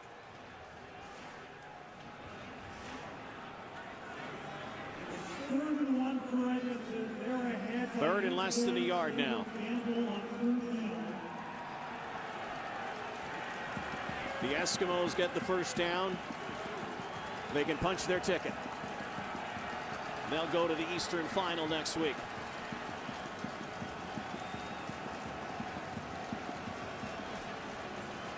Crossover has been 4 times. Western teams have crossed over. Not once has a Western team been able to win that crossover game. Well, perhaps all they needed was for a Western team to have a crossover game that was still kind of in the West. Yeah, really. Of course, only a one-time zone difference for the Eskimos coming to Winnipeg as opposed to having to go to Montreal or Toronto. Danny Machocha, who used to be with the Alouettes from Montreal. And how many times have we seen the Alouettes and Eskimos lock horns in big football games? 41 seconds away from doing that again, and right now, third down play. First down pretty much seals the ball game if they get it. Oh boy, and there is a penalty flag. Ricky Ray was stopped initially, but that certainly with the spot will give him a first down. Bombers are saying it's against Edmonton. They're looking for a procedure call. They got it. So now do not go away yet.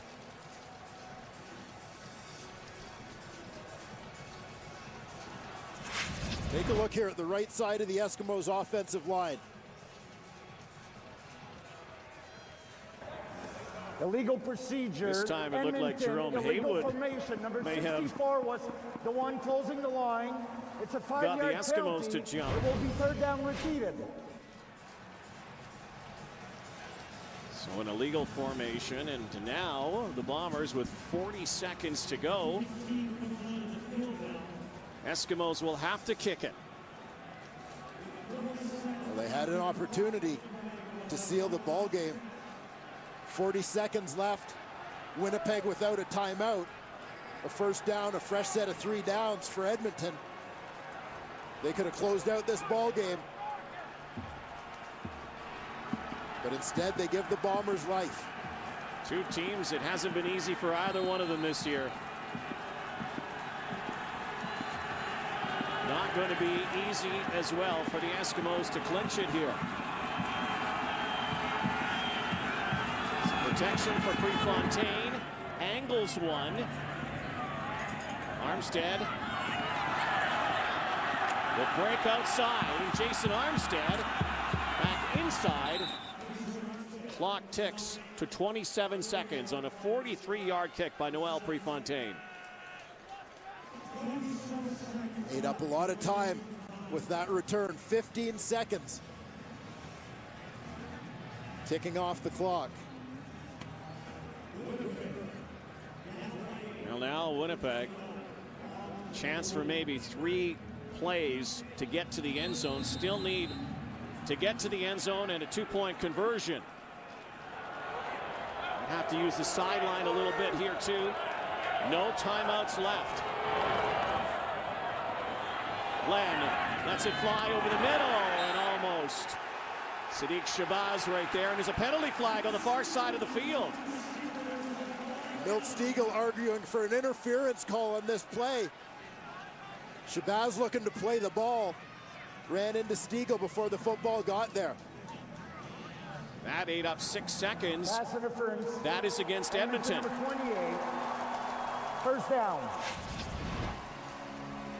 You're going to see Milt Stiegel cuts this one to the post. Ball's on its way.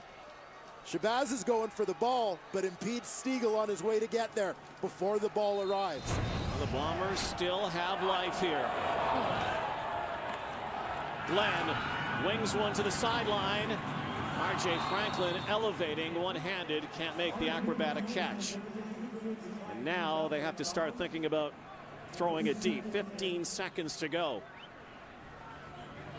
The Bombers trying to cut the distance in half with that throw to R.J. Franklin. Kevin Glenn is going to need a lot more wind to get this ball to the end zone from here.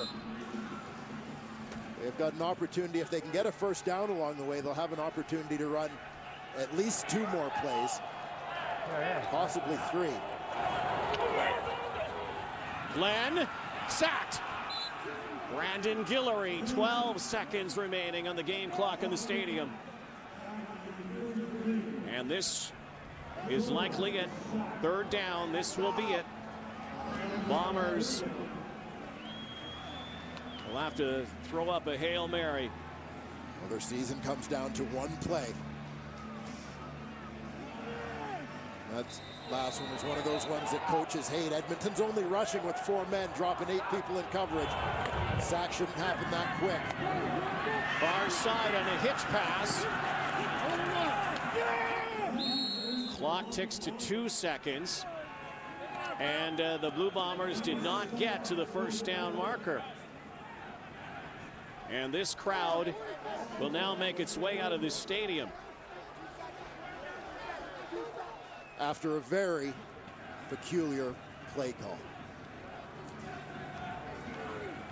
And the Winnipeg Blue Bombers 2008 dream ends. Is it over for Milt Stiegel? The Edmonton Eskimos cross over into the East and will now travel to Montreal next week for the East Division Final. Well, it's been a season of change for the Winnipeg Blue Bombers. You wonder how much more change is in store before 2009 kicks off here in Winnipeg. How about the day for the Edmonton Eskimos, Ricky Ray and Danny Machocha? The Eskimos cross over, come to Winnipeg on a snowy, cold day, and leave Winnipeg fans empty-hearted as the Eskimos head off to the Eastern Final. Time now for our TSN Turning Point. Well, the Edmonton Eskimos offense was slow to start, needed a little bit of spark from the D. The guy who earned a Grey Cup ring a year ago knows how to get it done in the playoffs, Fred Perry. Interception, 31-yard return for a touchdown off Kevin Glenn. The Bombers were never the same. TSN Turning Point brought to you by the 2008 GMC Sierra Professional Grade. Eskimos win 29-21, and once again, Ricky Ray wins in November. Let's go down to Sarah Oleski. Ricky, you have to first tell us how it was playing out there, because I saw all the players huddled on the sidelines, the wind, the cold. How was it for you? It was pretty cold, with the wind chill and all that stuff. So you just tried to stay warm by the heaters when you weren't in there. And once you're in there playing and moving around, you stay pretty warm. What was the key for you? Over 300 passing yards. You mixed it up both on the ground and through the air, but you had a lot of success through the air today.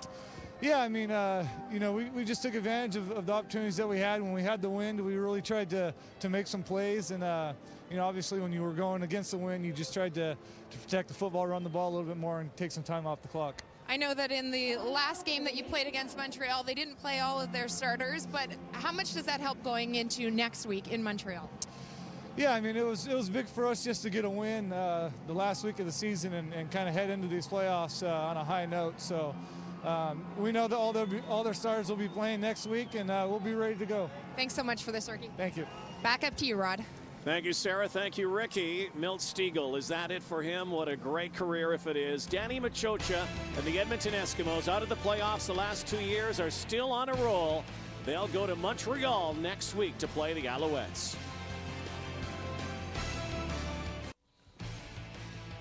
Well, the last time Danny Machocha enjoyed a win in the playoffs, it was in the Grey Cup. It's been a long wait since 2005. But this road victory is awful sweet for the Edmonton Eskimos as they win the East semifinal 29-21. As Rod Black pointed out, the first team to cross over and win. Dave Randorf, Jock Climbing, Matt Dunnigan, and Chris Schultz. We're going to talk about this game. Quick reminder that in about 30 minutes from now, we will be kicking things off in Regina for the Wendy's CFL on TSN West semifinal featuring the Lions and the Saskatchewan Roughriders. The Edmonton Eskimos missed the playoffs the last 2 years, and they came into these playoffs kind of limping. They lost 2 of their last 3 regular season games, and that included a pounding in Saskatchewan, 55-9. So they go in with a 3-6 road record into chilly Winnipeg, where it was about -13 with the wind chill, and it got even colder when Winnipeg did this. Kevin Glenn-Durami Bryant, 78 yards. Jock, the defenders kind of slipped off of Bryant there, and it's 8-0.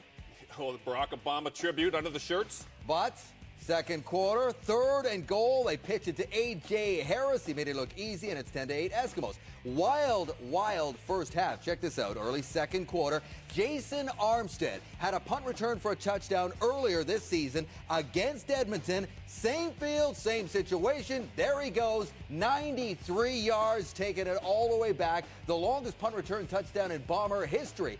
15-10, Winnipeg back out on top. However, what may have been, in fact, it was the TSN turning point. A pass tipped and caught by Fred Perry. He's taking it back 31 yards into the end zone.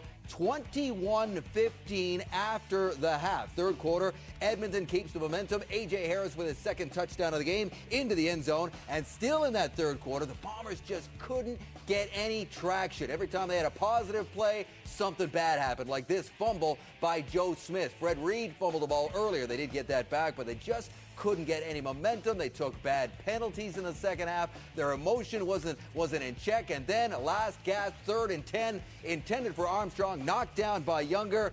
Ball game. 29-21 is the final, and that sets up this Wendy's CFL on TSN East final next week at Olympic Stadium in Montreal. Head-to-head, there you see it there. They are 1-1. Montreal crushed them 40-4 back on September 21st. And then in the last game of the regular season last week in Edmonton, when Anthony Calvillo did not play in the ball game, by the way, Edmonton got the win, a game that probably gave them the confidence to do what they just did today. Let's talk about this. There was a lot of big plays in the first half, but Edmonton really imposed their will in the second, didn't they? We're going to establish a rule, right? No gloating on the panel just because you pick who wins. Right? That's got to be a rule for these playoffs, right? Chris, you and I cannot gloat about the fact that you and I picked this. Well, then get on with your point then and stop gloating. I'm telling you, I'm not going to. But what I am going to talk about is what I really enjoyed watching today, and that's Ricky Ray and how he managed the football game. You know, you hear that term so often, but here's what he realized. He realized that the longer he holds the ball in the pocket, the more the defense will sink, and the more he can use his running backs out of the backfield. And McCarty and Harris were huge beneficiaries of that philosophy. It's not that the Winnipeg defense was playing badly. They were sinking, and they weren't getting to the quarterback, and this allowed him to engineer the drive we're just watching here, which culminated in that touchdown. That was all in one play. He used these guys consistently out of the backfield to great effect, and I thought that was the difference in the ball game. Those running backs catching the ball. Yeah, Harris, McCarty, even Maurer out of the backfield, they all were a difference in this football game. Ball control and not turning the football all over. I think that was one of the biggest problems for Winnipeg to overcome was their own mistakes and silly penalties. But you know, it was the Eskimo defense that created some of that. And Fred Perry, what a fantastic story we saw, you know, unfold before our eyes this season. Fred Perry, the Mule Rider, Southern Arkansas Mule Rider, simply getting it done after a broken fibula and a dislocated ankle. He's back in the lineup, making big plays like that. You see Darryl Romero coming in, pressuring the quarterback. And Dave, once again, right here, Baranachia learned his lesson. Kind of turned that helmet to the side there. Didn't take Glenn out of the ball. Nice shot on the quarterback there, but defense of the Edmonton Eskimos really stepped it up. Dave, this is what I think Danny Machocha actually said to this football team. He said, guys, we go to Winnipeg, make history, be the first crossover team to win. We got 2 games in the Big O. And when an offense like that, with the specialty players that they have and the speed that they have, Edmonton can make some noise from here on out. Very quickly, give us a sense of what Fred Perry had to do to come back and give himself the opportunity to make that play. Dislocated ankle and fractured fibula in a gruesome injury in week 4. No, it's just not Fred. It's the whole support group around the Edmonton Eskimos, you know, the physio team, and just getting in, getting after it, and the willingness to commit to doing whatever it takes, 24/7, going there, rehabbing Schulte, making that happen. You know, I was really impressed with Edmonton's defense because you look at it this way. They scored 21 points, Winnipeg did. 2 touchdowns, 2 field goals, and a single. Now, one of those touchdowns was a punt return. So, in reality, this was the only big play that the Winnipeg Blue Bombers had was the early touchdown. Other than that, Edmonton did a really good job of coming up, making some physical hits, forcing the issue, as you guys expressed, enforcing their will on the running game of the Winnipeg Blue Bombers because they had 25 first-half running yards. They never got that running game. So the goal that was stated at the beginning of the game that we are not going to lose to this football team with the 2 running backs. We're going to force Kevin Glenn to beat us with his arm. And the bottom line was Kevin Glenn couldn't do it.